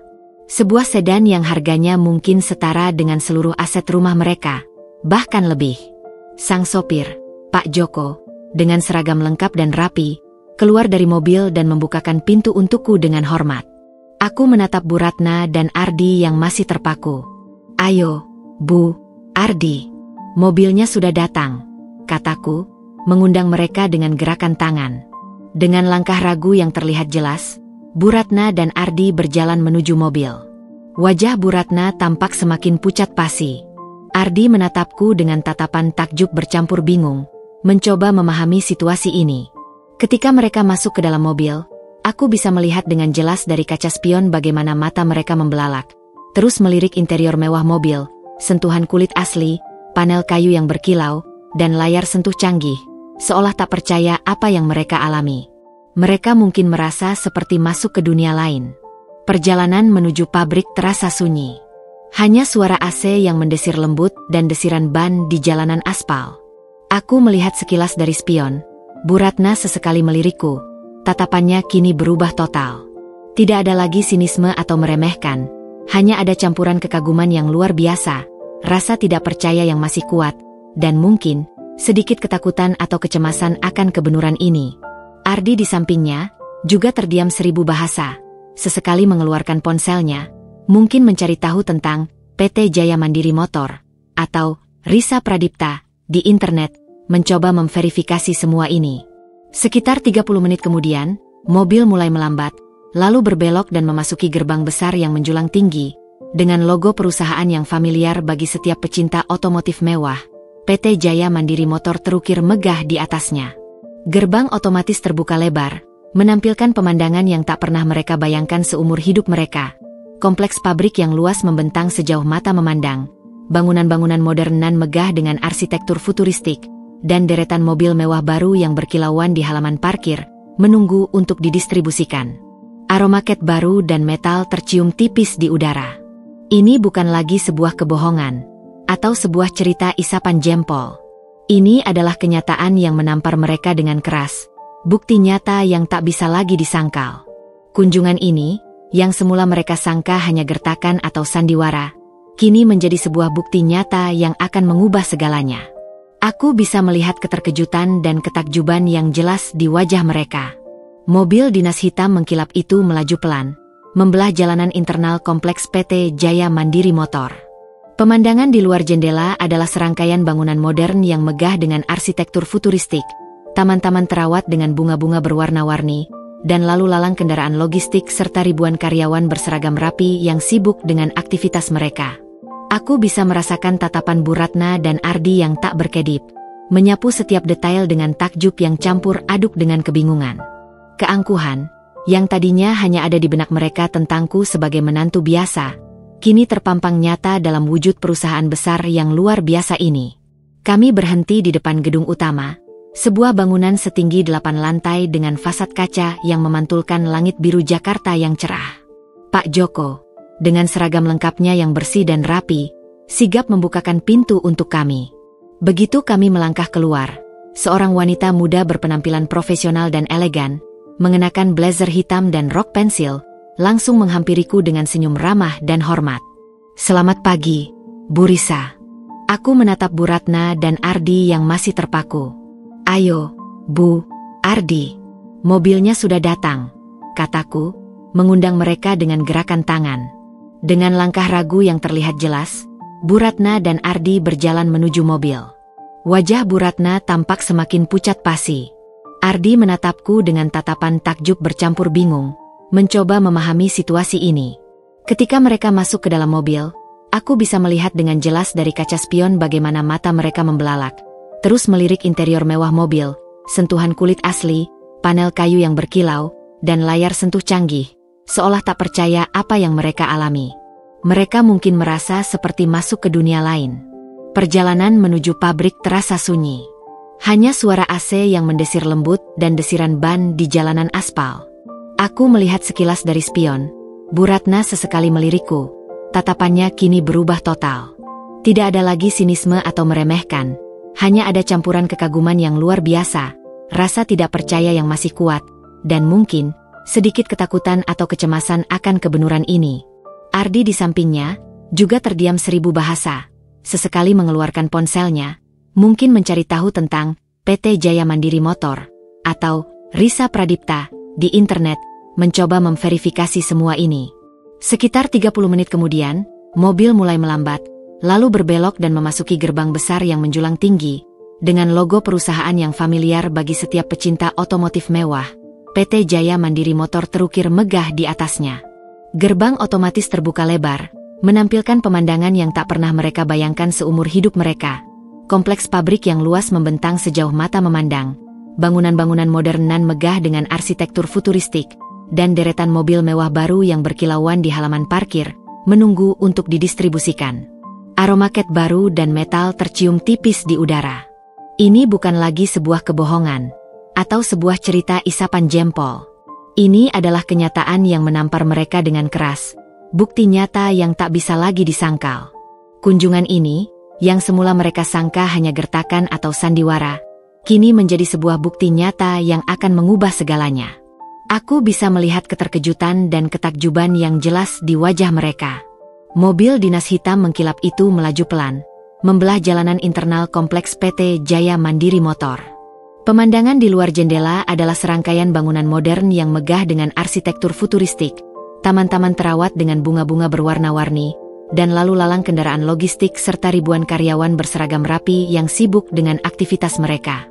Aku bisa merasakan tatapan Bu Ratna dan Ardi yang tak berkedip, menyapu setiap detail dengan takjub yang campur aduk dengan kebingungan. Keangkuhan, yang tadinya hanya ada di benak mereka tentangku sebagai menantu biasa, kini terpampang nyata dalam wujud perusahaan besar yang luar biasa ini. Kami berhenti di depan gedung utama, sebuah bangunan setinggi 8 lantai dengan fasad kaca yang memantulkan langit biru Jakarta yang cerah. Pak Joko, dengan seragam lengkapnya yang bersih dan rapi, sigap membukakan pintu untuk kami. Begitu kami melangkah keluar, seorang wanita muda berpenampilan profesional dan elegan, mengenakan blazer hitam dan rok pensil, langsung menghampiriku dengan senyum ramah dan hormat.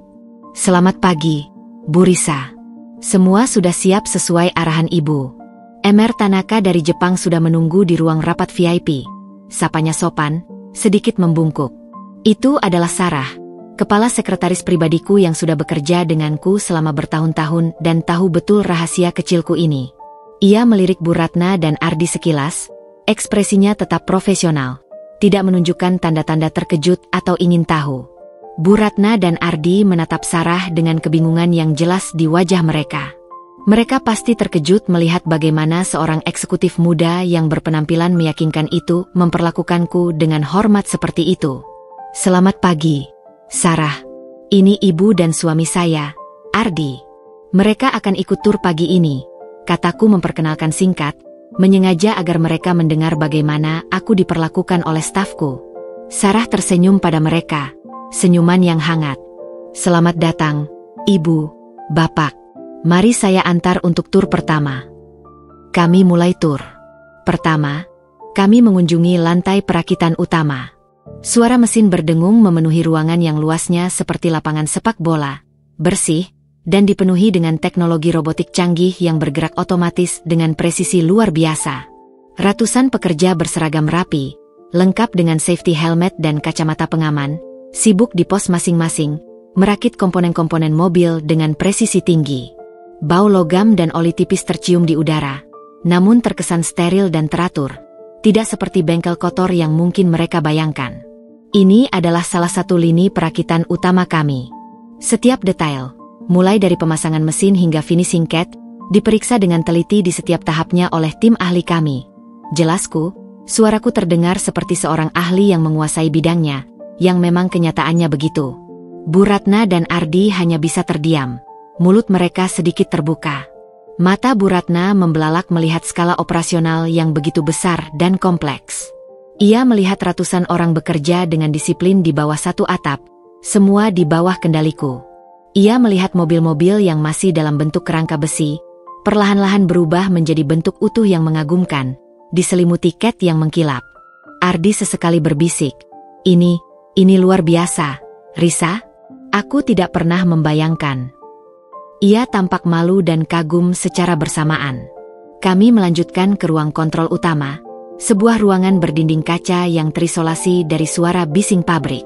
Ruangan itu dipenuhi monitor besar yang menampilkan data produksi real-time, grafik rumit tentang efisiensi, dan footage CCTV dari berbagai sudut pabrik.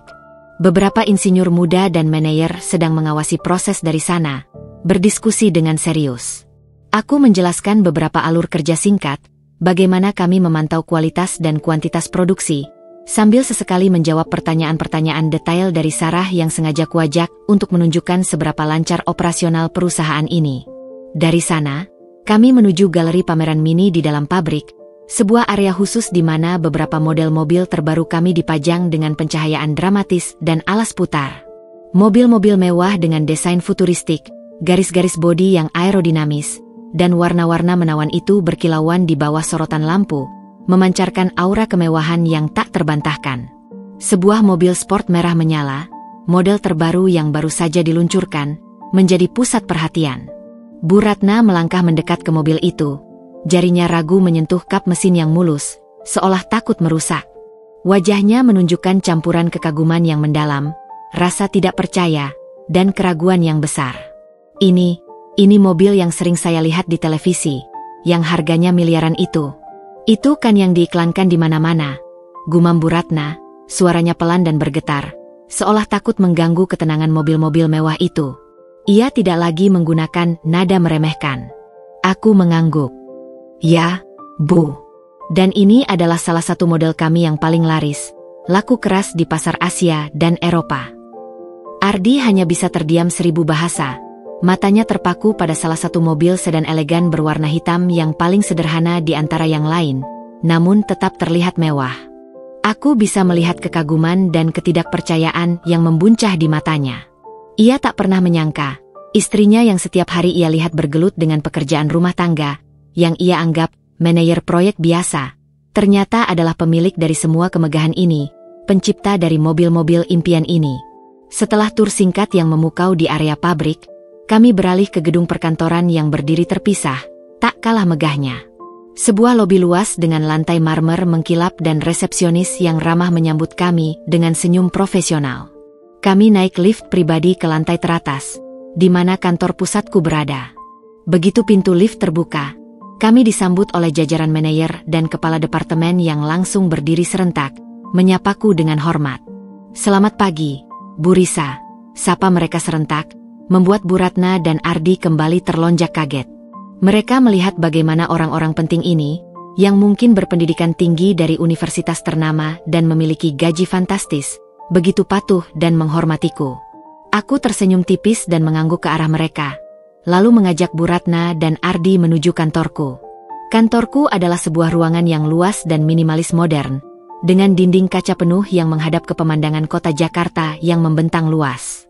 Meja kerja besar dari kayu solid dengan kursi kulit mewah, sebuah sofa empuk untuk tamu, dan sebuah rak buku berisi jajaran penghargaan-penghargaan bergengsi yang kupenangkan selama ini, mulai dari pengusaha muda terbaik hingga inovator otomotif paling berpengaruh. Aku duduk di kursi kerjaku, seolah tak ada yang berubah dari diriku. Silakan, Bu, Ardi. Duduk, kataku, mengisyaratkan sofa di seberang meja. Bu Ratna duduk dengan sangat hati-hati di tepi sofa, seolah takut merusak sofa mewah itu. Matanya menyapu setiap sudut ruangan, melihat sertifikat-sertifikat berbingkai, plakat penghargaan berkilauan, dan foto-fotoku bersama tokoh-tokoh penting di dunia bisnis dan bahkan beberapa menteri.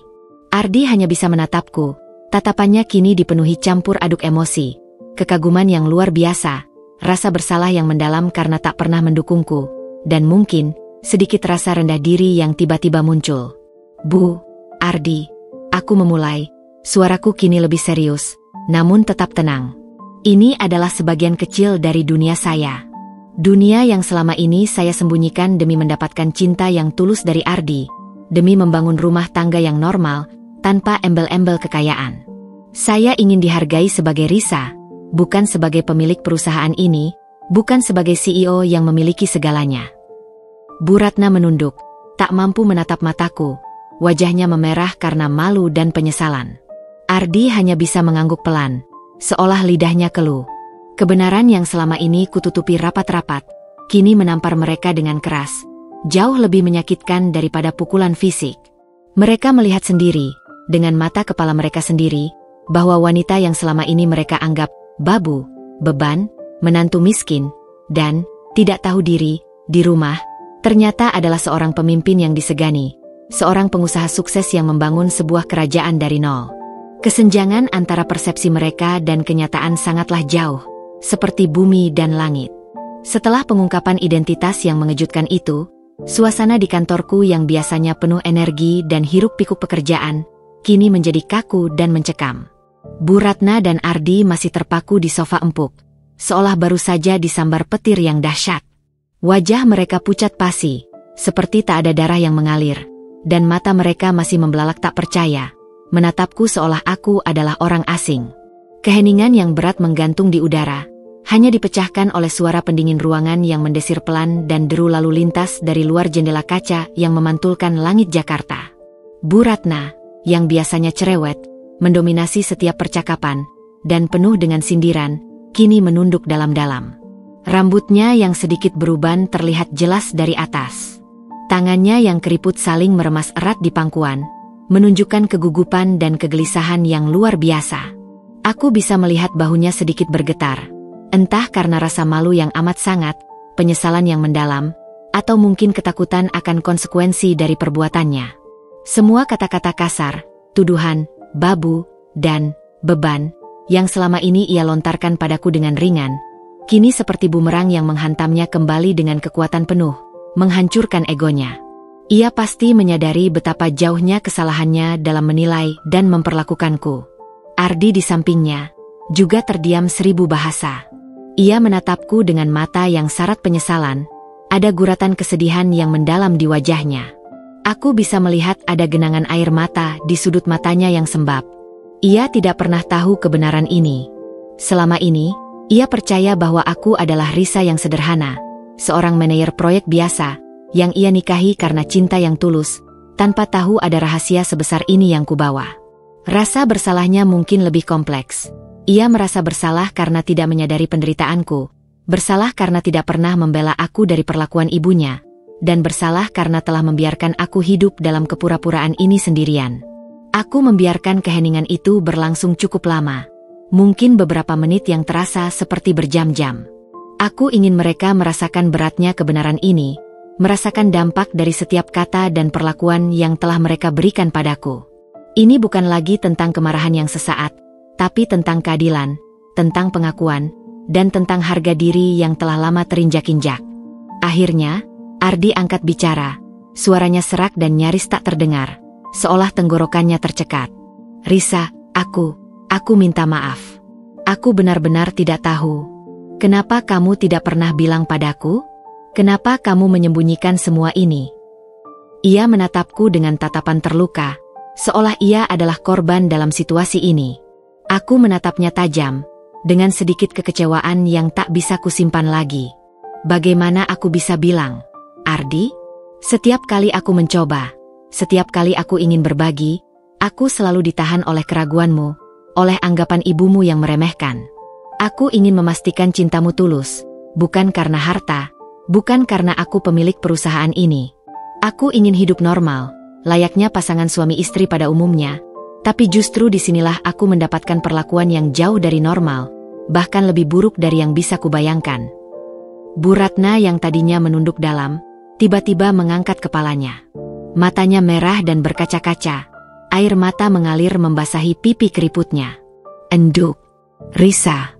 Ibu. Ibu minta maaf. Ucapnya terbata-bata.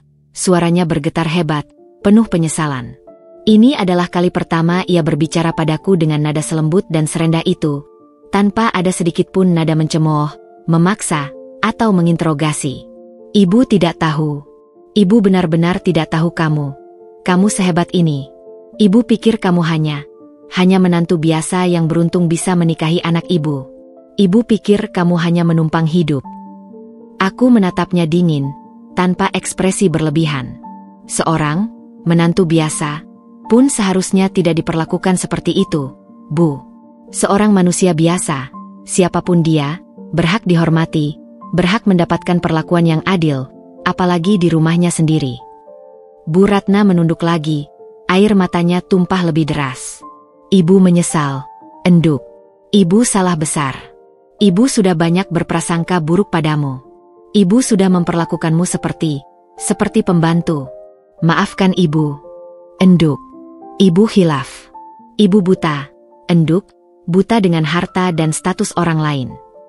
Kata hilaf itu keluar dari mulutnya, sebuah pengakuan yang jujur dan tulus, meskipun sangat terlambat dan menyakitkan. Ardi mendekatiku, mencoba meraih tanganku, namun aku sedikit menghindar. Ia tidak menyerah, dan akhirnya berhasil menggenggam tanganku erat. Risa, kumohon, beri kami kesempatan. Kami akan berubah. Aku janji, aku akan lebih memperhatikanmu, lebih melindungimu. Aku akan bicara pada ibu, memastikan semua ini tidak terulang lagi. Suaranya bergetar, memohon. Aku menarik napas panjang, menghembuskannya perlahan. Kesempatan? Selama ini aku sudah memberikan kesempatan. Ardi, aku bertahan dengan semua perlakuan itu, setiap sindiran, setiap perintah, setiap penghinaan, demi kamu. Demi mempertahankan rumah tangga kita. Tapi batas kesabaranku sudah habis. Hatiku sudah terlalu lelah. Lalu sekarang bagaimana, Risa? Tanya Ardi, suaranya putus asa, matanya memancarkan ketakutan akan kehilanganku. Aku menghela napas panjang lagi, memantapkan hati pada keputusan yang sudah kuambil. Untuk saat ini, saya akan tetap berada di sini, menjalankan perusahaan. Saya tidak akan meninggalkan tanggung jawab saya. Tapi saya tidak bisa lagi tinggal di rumah itu, Bu. Saya tidak bisa lagi hidup dalam tekanan dan perlakuan seperti itu, diperlakukan seperti babu di rumah sendiri. Saya akan mencari tempat tinggal sendiri. Ardi, kamu bisa ikut saya atau tetap tinggal dengan ibu. Pilihan ada di tanganmu. Saya tidak akan memaksa. Mata Ardi membelalak. Pilihan ini adalah pukulan telak baginya. Ia harus memilih antara ibu yang sangat ia sayangi dan istri yang baru saja ia sadari betapa berharga dan luar biasanya. Air matanya kini tumpah tanpa bisa ia tahan. Bu Ratna juga terkejut, bahkan lebih terkejut dari Ardi. Ia pasti tidak menyangka aku akan sejauh ini. Ia mungkin berpikir dengan pengakuannya, segalanya akan kembali normal. Keheningan kembali menyelimuti ruangan. Kali ini, keheningan yang penuh dengan penyesalan mendalam, keputusan sulit yang menggantung, dan masa depan yang tidak pasti bagi hubungan kami. Aku tahu, pengungkapan ini adalah awal dari babak baru. Babak di mana aku akan menuntut hakku untuk dihormati, dan mereka harus belajar menghadapi kenyataan pahit yang selama ini mereka butakan dengan kesombongan dan prasangka. Keputusanku untuk mencari tempat tinggal sendiri menggantung di udara, menciptakan jurang yang dalam di antara kami bertiga. Kata-kataku bergema di ruang kantor yang megah itu, menuntut sebuah pilihan yang tak bisa dihindari. Ardi menatapku dengan tatapan kosong, matanya memerah dan berkaca-kaca menahan tangis yang mendesak keluar. Ia seperti terombang-ambing di tengah lautan badai. Bu Ratna, di sampingnya, juga terdiam mematung. Ekspresi wajahnya adalah campuran antara syok yang mendalam dan ketakutan akan kehilangan putranya. Mereka berdua pasti tidak menyangka aku akan sejauh ini, bahwa aku benar-benar serius dengan ucapanku. Beberapa menit berlalu dalam keheningan yang menyiksa. Setiap detiknya terasa seperti sebuah penantian panjang.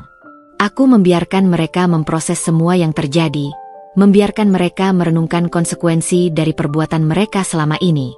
Ardi akhirnya menarik napas dalam-dalam, Pandangannya beralih dari ibunya, menatap wajahku yang kini terlihat tenang namun tegas. Ada ketegasan yang baru di matanya, sebuah keputusan yang telah ia buat dengan sepenuh hati. "Risa," katanya, suaranya kini lebih mantap dan jelas, meskipun masih ada gurat kesedihan dan penyesalan yang mendalam. Ia mengulang namaku, seolah ingin meyakinkan dirinya sendiri. "Aku ikut kamu. Aku tidak akan membiarkanmu pergi sendiri, apalagi setelah semua yang kamu alami." Mendengar itu, Bu Ratna terkesiap, tubuhnya menegang. "Ardi, apa yang kamu katakan? Kamu mau meninggalkan ibumu? Kamu tegas sekali pada ibu," serunya, suaranya kembali meninggi, kali ini penuh kepanikan dan keputusasaan. Ia meraih tangan Ardi, seolah ingin menahannya. Ardi menoleh ke ibunya, raut wajahnya tegas dan tak tergoyahkan. "Bu, Risa istriku. Dia adalah tanggung jawabku. Aku sudah terlalu banyak membiarkannya menderita dan disakiti, bahkan oleh ibu sendiri. Aku tidak akan mengulangi kesalahan itu lagi.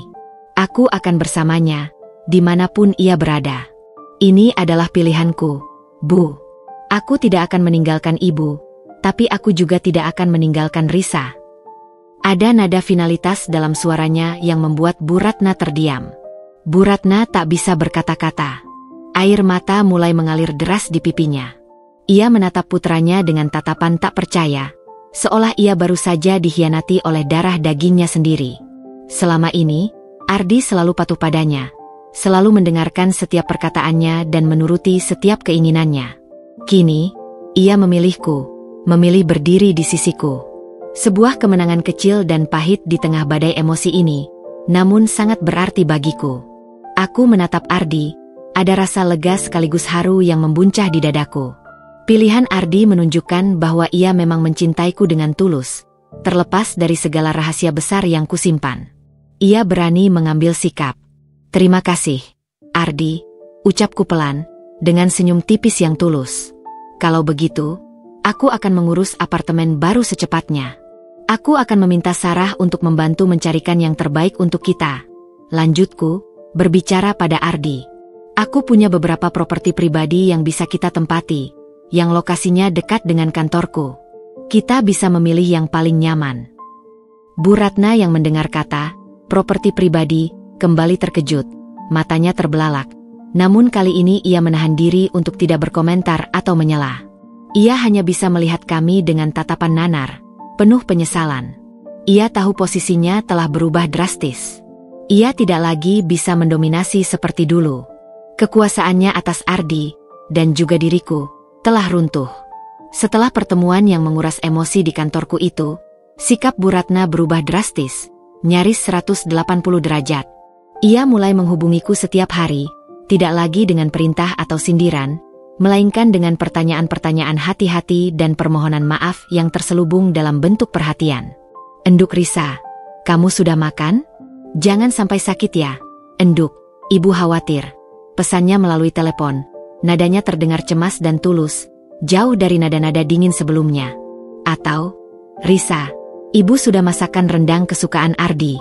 Kamu mau pulang makan malam di sini? Ibu janji, ibu akan memasak makanan kesukaanmu juga. Ibu akan belajar resepnya."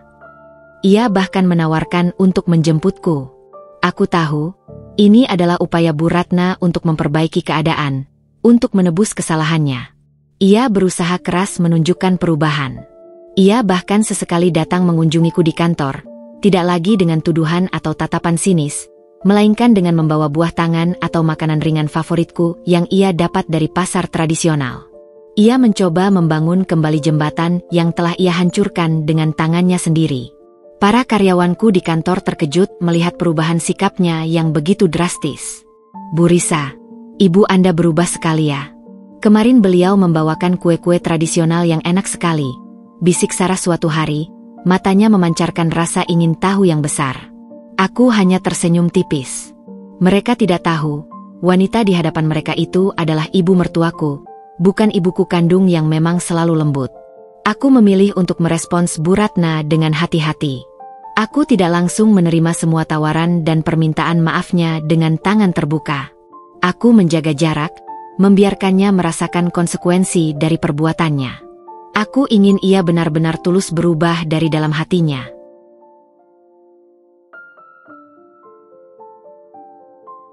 Bukan hanya karena ia tahu tentang kekayaanku atau karena takut kehilangan Ardi. Aku butuh waktu untuk menyembuhkan luka dan melihat konsistensi perubahannya. Sementara itu, Ardi mulai membantuku mencari apartemen yang cocok. Ia sangat antusias. Ia juga sering datang ke kantorku, menemaniku makan siang, dan mencoba membahas pekerjaanku. Ia tidak lagi menganggapku hanya sebagai manajer proyek biasa.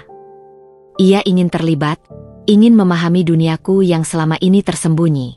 Hubungan kami mulai membaik secara perlahan. Ia terlihat lebih perhatian, lebih peduli, dan yang terpenting, ia berani berdiri di sisiku, memilih untuk memperjuangkan rumah tangga kami. Ia mulai memperlakukan aku sebagai partner sejati, bukan lagi sebagai objek yang harus diatur.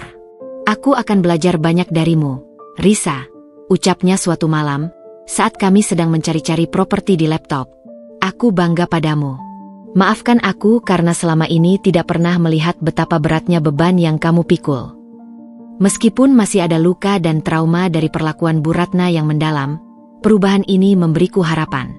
Harapan bahwa kami bisa membangun kembali hubungan yang lebih sehat, hubungan yang didasari pada rasa saling hormat, pengertian, dan kasih sayang yang tulus, bukan lagi pada dominasi, kepura-puraan, atau kesalahpahaman. Babak baru dalam hidupku, kini dimulai dengan Ardi di sisiku, dan Bu Ratna yang perlahan mulai menyadari kesalahannya, mencoba menebus dosa-dosanya, dan berjuang untuk mendapatkan kembali kepercayaanku. Beberapa minggu setelah pengungkapan identitas yang mengguncang dan keputusan Ardi untuk ikut bersamaku, aku dan Ardi resmi pindah ke apartemen baruku. Ini bukan sekadar apartemen biasa yang kami cari dari iklan koran. Ini adalah salah satu dari properti pribadiku yang selama ini tidak tersentuh. Sebuah penthouse mewah di lantai tertinggi gedung pencakar langit pusat kota Jakarta, dengan pemandangan menakjubkan yang membentang luas hingga Cakrawala. Luasnya setidaknya 2 kali lipat dari rumah orang tua Ardi, dengan desain interior modern minimalis yang elegan, perabot serba baru dari desainer ternama, dan teknologi smart home canggih yang terintegrasi.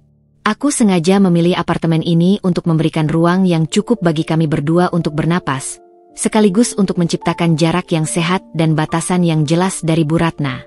Momen pindahan itu adalah pengalaman yang campur aduk. Ardi tampak takjub sekaligus sedikit canggung di tengah kemewahan yang tiba-tiba melingkupinya. Ia terus-menerus melihat sekeliling, matanya membelalak, sesekali menyentuh dinding marmer, panel kayu yang mengkilap, atau perabot dengan hati-hati, seolah takut merusak. Ia bahkan sempat membuka-buka lemari pendingin berukuran besar di dapur, terkejut melihat isinya yang melimpah. "Risa, ini terlalu mewah," gumamnya saat kami pertama kali memasuki apartemen. Suaranya terdengar takjub, namun juga sedikit terintimidasi. Aku tidak pernah membayangkan akan tinggal di tempat seperti ini. Dulu aku hanya bisa melihatnya di film-film. Aku tersenyum lembut, meraih tangannya dan menggenggamnya erat. "Ini rumah kita, Ardi. Milik kita. Sekarang kita bisa memulai semuanya dari awal, dengan caraku. Kita bisa membangun rumah tangga yang lebih sehat, lebih terbuka, dan lebih jujur di sini. Ini tempat di mana kita bisa menjadi diri sendiri." Meski hidup dikelilingi kemewahan yang luar biasa, aku tidak mengubah kebiasaanku untuk tetap mandiri dan melakukan segala sesuatu dengan tanganku sendiri. Aku tetap bangun paling pagi, menyiapkan sarapan untuk kami berdua, meskipun kini pilihan bahan makanan jauh lebih beragam dan berkualitas. Aku juga mengurus keperluanku sendiri, mulai dari menyiapkan pakaian kerja hingga merapikan tempat tidur. Ardi mulai beradaptasi dengan lingkungan baru dan kebiasaan baruku. Ia membantu dengan pekerjaan rumah tangga, hal-hal kecil yang dulu tidak pernah ia sentuh karena selalu ada aku atau ibunya yang mengerjakannya. Ia belajar membersihkan piring setelah kami makan, menyapu sisa remah makanan, bahkan mencoba memasak, meskipun hasilnya seringkali jauh dari kata layak makan dan seringkali berantakan. Melihat usahanya yang tulus dan semangatnya untuk belajar, hatiku sedikit melunak. Ia memang tulus ingin berubah, ingin menjadi suami yang lebih baik. Hubunganku dengan Ardi perlahan membaik, seperti benang kusut yang mulai terurai. Komunikasi kami menjadi lebih terbuka dan jujur. Aku mulai menceritakan lebih banyak tentang pekerjaanku, tantangan yang kuhadapi sebagai CEO perusahaan otomotif, bagaimana aku membangun PT Jaya Mandiri Motor dari nol, dan impian-impianku di masa depan. Ardi mendengarkan dengan saksama, sesekali mengajukan pertanyaan yang menunjukkan rasa ingin tahunya yang tulus dan keinginannya untuk memahami duniaku. Ia tidak lagi menganggapku hanya sebagai manajer proyek biasa, melainkan seorang wanita hebat yang memiliki dunia luas, pengaruh besar, dan ambisi yang luar biasa di luar rumah. Ia sering memujiku, mengatakan betapa bangganya ia memiliki istri sepertiku. Sentuhan-sentuhan kecilnya, pelukan hangatnya, dan kata-kata penyemangatnya mulai menyembuhkan luka di hatiku yang sempat menganga lebar. Sementara itu, Bu Ratna tidak menyerah. Ia terus-menerus mencoba menghubungiku, setiap hari, tanpa henti. Panggilan telepon dan pesan singkatnya tidak pernah absen setiap hari. Jika dulu ia menelepon untuk menyuruh atau menuduh, kini ia menelepon untuk menanyakan kabarku, menawarkan masakan, atau sekadar berbasa-basi, menanyakan kegiatan kami. Nada suaranya pun berubah drastis, dari yang dominan dan sinis menjadi lebih lembut, hati-hati, dan penuh permohonan. "Enduk Risa, bagaimana kabar kalian? Apartemennya nyaman? Enduk? Ibu khawatir kalian belum terbiasa di tempat baru," tanyanya suatu hari melalui telepon. Nadanya terdengar cemas dan tulus, jauh dari nada-nada dingin dan menuntut sebelumnya. "Ibu ingin sekali berkunjung. Boleh? Ibu bawakan makanan kesukaanmu, Enduk." Aku belum siap untuk mengizinkannya datang ke apartemen baru kami. Luka dari perlakuan dan kata-katanya masih terlalu dalam, masih terasa perih. Aku butuh waktu untuk benar-benar percaya bahwa perubahannya tulus, bukan hanya karena ia tahu tentang kekayaanku atau karena takut kehilangan Ardi. "Terima kasih, Bu. Kami baik-baik saja. Nanti saya kabari kalau sudah siap untuk kunjungan," jawabku singkat, menjaga jarak dan batasan yang sudah kubangun. Bu Ratna tidak putus asa. Ia bahkan mulai mendatangi kantorku lagi, tapi kali ini dengan sikap yang jauh berbeda.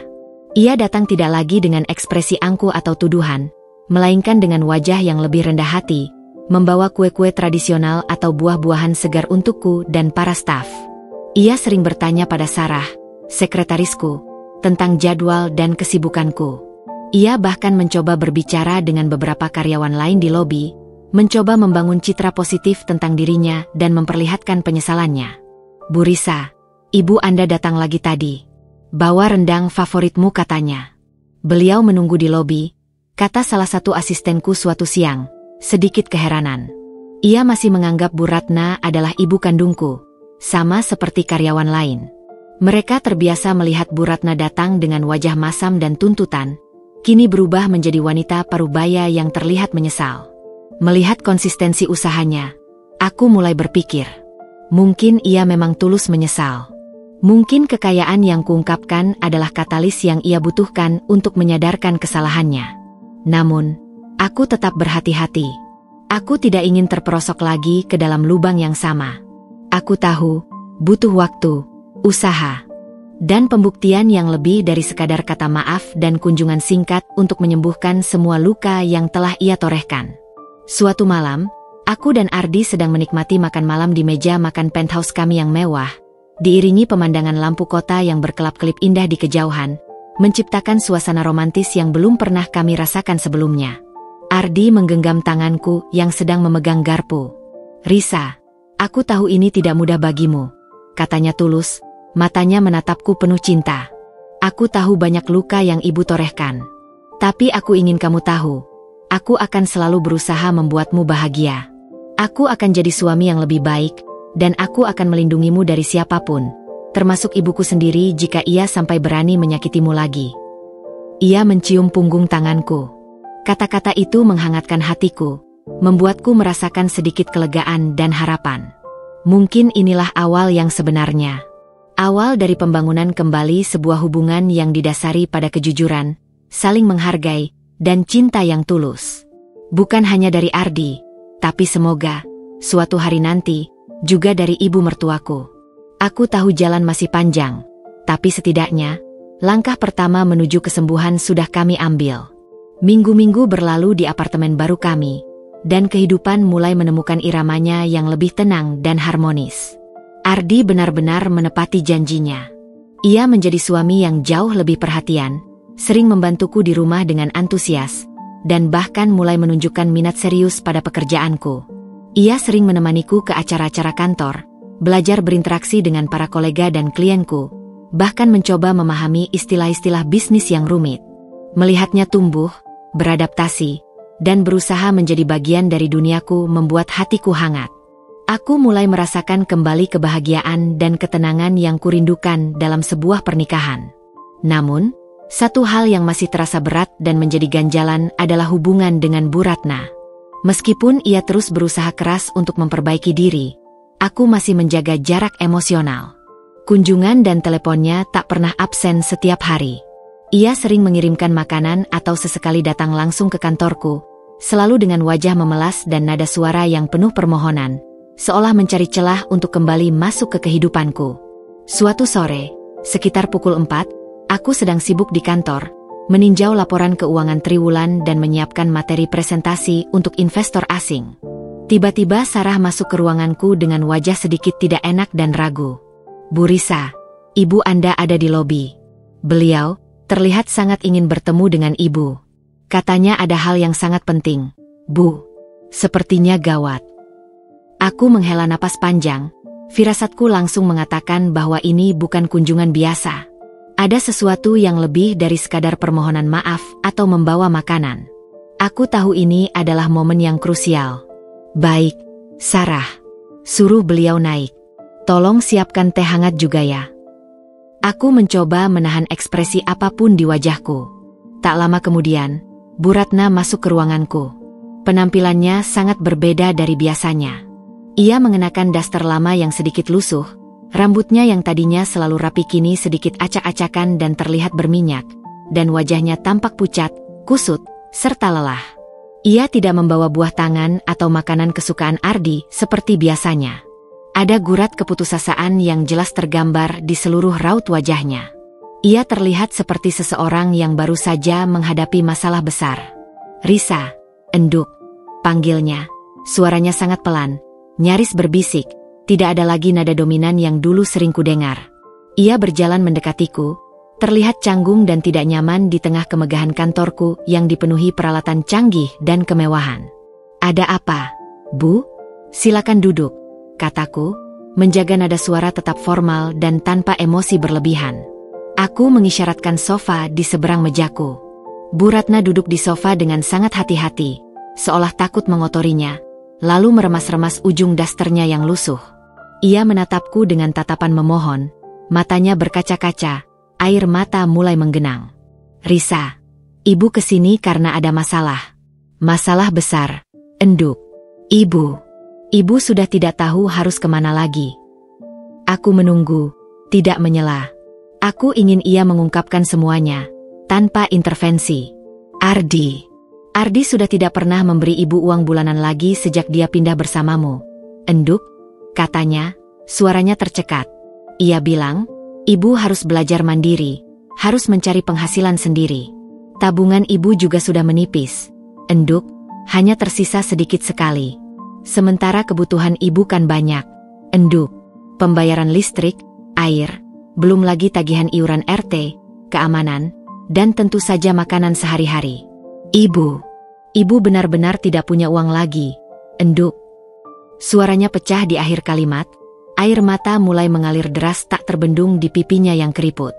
Ia menyeka air mata dengan punggung tangannya yang juga terlihat kasar. Aku terkejut mendengar pengakuan ini. Aku tahu Ardi serius ingin membuat ibunya mandiri, tapi aku tidak menyangka ia akan setegas ini. Ia memang tidak lagi memberikan uang bulanan, karena ia ingin Bu Ratna belajar untuk tidak bergantung. Ini adalah konsekuensi langsung dari keputusanku untuk keluar dari rumah itu. "Lalu, ibu ingin saya berbuat apa, Bu?" tanyaku, mencoba menahan emosi, menjaga agar suaraku tetap datar. Bu Ratna mengangkat kepalanya, menatapku memohon. "Enduk, ibu minta tolong. Bisakah kamu membantu ibu?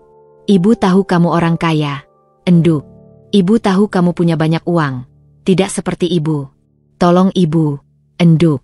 Hanya kamu yang bisa membantu ibu sekarang. Ibu tidak punya siapa-siapa lagi." Ia mengulurkan tangannya ke arahku, seolah ingin meraih tanganku, sebuah gerakan yang dulu tidak akan pernah ia lakukan. Ia tidak lagi ragu meminta-minta kepadaku. Mendengar permohonan itu, ada rasa sakit, marah, dan juga sedikit kemenangan yang kembali menyeruak di dadaku. Ia datang kepadaku bukan karena tulus menyesal atas perbuatannya yang menyakitkan, melainkan karena ia membutuhkan uangku. Ia merendahkan dirinya, bukan karena ia benar-benar sadar akan kesalahannya dari hati nuraninya, melainkan karena keterpaksaan ekonomi yang menimpanya. Ini adalah ujian ketulusan yang sesungguhnya. Jadi, ibu datang ke sini bukan untuk meminta maaf atas perlakuan ibu selama ini, tapi karena ibu butuh uang saya. Bu? Tanyaku, suaraku dingin, menusuk langsung ke intinya. Bu Ratna terkesiap, wajahnya semakin memucat. Bukan begitu, Enduk. Tentu saja ibu menyesal. Ibu sangat menyesal. Ibu malu sekali dengan diri ibu sendiri. Tapi ibu juga butuh bantuan. Ibu tidak tahu harus kemana lagi. Ardi tidak mau mendengarkan ibu. Ia menangis terseduh-seduh, tangisannya terdengar pilu. Aku menghela napas panjang. Aku tahu ini adalah momen krusial. Aku bisa saja menolaknya mentah-mentah, membiarkannya merasakan kesulitan yang ia ciptakan sendiri. Namun, ia tetap ibu mertuaku, ibu dari suamiku yang kucintai. Ada bagian dari diriku yang masih ingin melihatnya berubah. Baik, Bu, kataku, membuat Bu Ratna mendongak, matanya penuh harap. Saya akan membantu ibu. Tapi dengan satu syarat yang harus ibu penuhi. Bu Ratna langsung mengangguk cepat. Apa saja, Enduk? Apa saja, ibu akan lakukan. Saya akan memberikan ibu uang bulanan, cukup untuk memenuhi kebutuhan dasar ibu dan membayar tagihan-tagihan penting. Tapi ibu tidak boleh lagi mengeluh pada Ardi, tidak boleh lagi menuntut apapun padanya. Dan yang paling penting, ibu harus benar-benar mengubah sikap ibu. Tidak ada lagi sindiran, tidak ada lagi perlakuan kasar, dan tidak ada lagi pandangan merendahkan terhadap siapapun, terutama saya. Jika ibu melanggar, saya tidak akan membantu lagi. Ibu mengerti.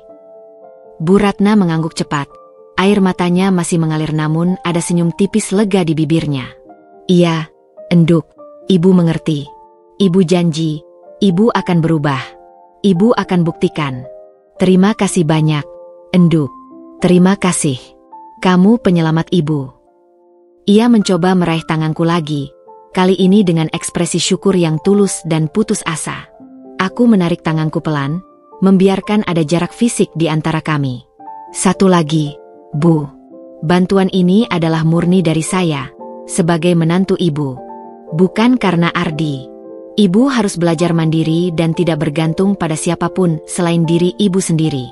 Jika ada kebutuhan di luar itu, ibu harus berusaha sendiri. Bu Ratna menunduk, mengangguk berkali-kali, seolah setiap kata adalah janji suci. Di mata wanita yang dulu sangat angkuh dan mendominasi itu, kini tergambar jelas rasa malu dan penyesalan yang begitu dalam. Ia telah merendahkan dirinya, dan itu adalah sebuah kemajuan yang signifikan. Aku tahu, ini bukanlah akhir dari perjuangan, tetapi ini adalah sebuah awal yang baru. Awal dari pembangunan kembali hubungan yang lebih sehat, yang dimulai dari pengakuan dan penyesalan yang tulus, meskipun didorong oleh keadaan yang mendesak. Keputusan dan kesepakatan di kantorku itu menjadi titik balik yang sesungguhnya. Bu Ratna menepati janjinya. Perlahan tapi pasti, perubahan mulai terlihat jelas dalam sikap dan perilakunya. Telepon darinya tidak lagi berisi keluhan atau tuntutan, melainkan pertanyaan tulus tentang kabarku, Ardi, dan sesekali tentang pekerjaanku. Ia bahkan mulai sesekali bercerita tentang aktivitasnya sendiri, hal-hal kecil yang menunjukkan ia berusaha mandiri. Enduk Risa, ibu tadi coba buat kue basah, tapi tidak seenak buatanmu. Kapan-kapan ajari ibu ya? Ucapnya suatu hari di telepon, nadanya terdengar rendah hati. Aku bahkan sempat tertegun mendengar permintaannya itu. Dulu, ia tak akan pernah mengakui kekurangan dan meminta bantuanku. Ardi pun menyadari perubahan ibunya. Ia sempat terkejut ketika Bu Ratna tidak lagi mengeluh padanya tentang uang atau kebutuhannya. Ardi sesekali menelepon ibunya untuk mengecek, dan ia melaporkan bahwa Bu Ratna memang terlihat lebih tenang dan tidak lagi menuntut. Bu, apakah ibu baik-baik saja? Tidak ada yang kurang.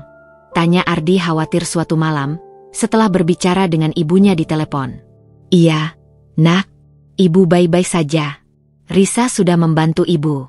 Ibu tidak kurang apa-apa, jawab Bu Ratna, yang kudengar sendiri dari speakerphone Ardi. Mendengar itu, Ardi menatapku dengan senyum lega dan penuh terima kasih. Perlahan, aku mulai melonggarkan jarak. Aku sesekali menerima ajakan Bu Ratna untuk makan siang di luar, atau membiarkannya berkunjung ke apartemen. Setiap kali ia datang, ia tidak lagi datang dengan tatapan menilai atau tangan kosong. Ia akan membawa masakan rumah, buah-buahan, atau bahkan bunga untuk mempercantik apartemen. Sikapnya menjadi lebih lembut, lebih perhatian. Ia bahkan tak lagi berkomentar tentang penampilanku, tentang barang-barang mewahku, atau tentang gaya hidupku yang ia tahu kini jauh di atas rata-rata. Suatu sore, saat Bu Ratna berkunjung ke apartemen, ia melihatku sedang berbicara melalui video call dengan salah satu manajer pabrikku di Jepang. Aku berbicara dalam bahasa Inggris dengan lancar, membahas detail teknis dan strategi pemasaran global. Bu Ratna hanya duduk diam di sofa, mendengarkan. Ketika panggilan berakhir, ia menatapku dengan tatapan berbeda. Bukan lagi meremehkan, tapi penuh kekaguman. Enduk, ibu tidak tahu kamu sepintar itu, katanya pelan. Ibu tidak mengerti apa yang kamu bicarakan, tapi ibu tahu itu hal yang besar. Ibu bangga padamu, Enduk. Kata-kata itu, yang keluar dari mulutnya, terasa begitu tulus. Aku tahu itu bukan lagi karena ia membutuhkan uang, tapi karena ia benar-benar melihat dan menghargai diriku. Hubunganku dengan Ardi juga semakin dalam.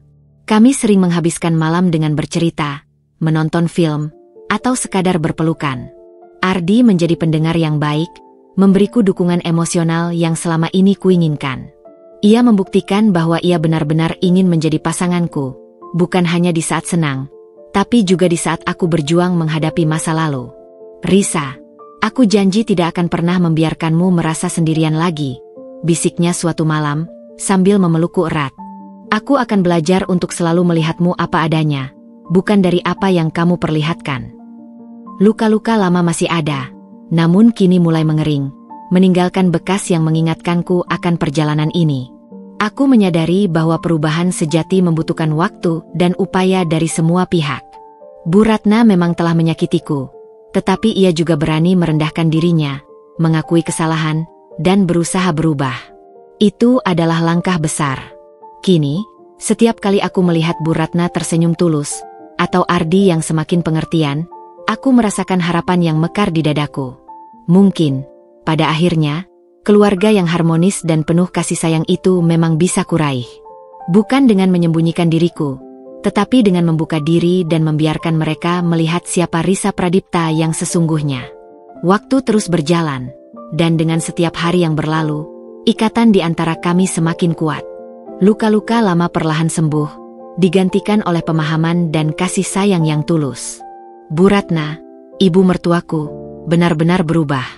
Ia tidak lagi menjadi wanita yang angkuh dan menghakimi, melainkan sosok yang lebih lembut, perhatian, dan penuh rasa hormat. Ia mulai sering berkunjung ke apartemen kami, membawa masakan favoritku, dan bahkan tak jarang menghabiskan waktu dengan bercerita atau sekadar duduk bersama dalam keheningan yang nyaman. Ia belajar menghargai Risa seutuhnya, bukan hanya menantu yang beruntung atau babu. Hubunganku dengan Ardi juga mencapai kedalaman yang baru. Kami bukan hanya pasangan suami istri, melainkan mitra sejati dalam segala hal. Ia adalah pendukung terbesarku di dunia bisnis yang penuh tantangan, dan aku adalah tempatnya bersandar setelah hari yang melelahkan.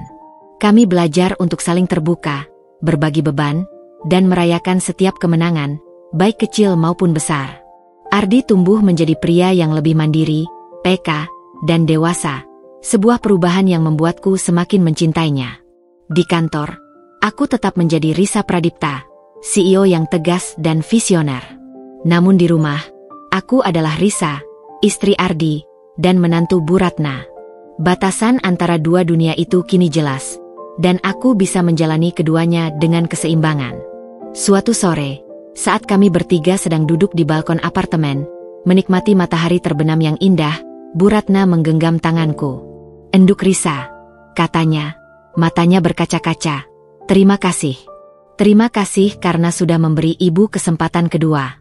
Ibu berjanji akan menjadi ibu mertua yang lebih baik. Aku tersenyum, lalu menggenggam tangannya erat. Ardi ikut memeluk kami berdua. Wajahnya memancarkan kebahagiaan yang sempurna. Perjalanan ini memang tidak mudah, penuh air mata dan luka. Namun, dari semua kepahitan itu, kami menemukan kebenaran. Kebenaran bahwa cinta sejati dan keluarga harmonis hanya bisa dibangun di atas fondasi kejujuran, saling menghargai, dan penerimaan tanpa syarat. Akhirnya, setelah semua drama dan sandiwara, kami menemukan harmoni yang sejati.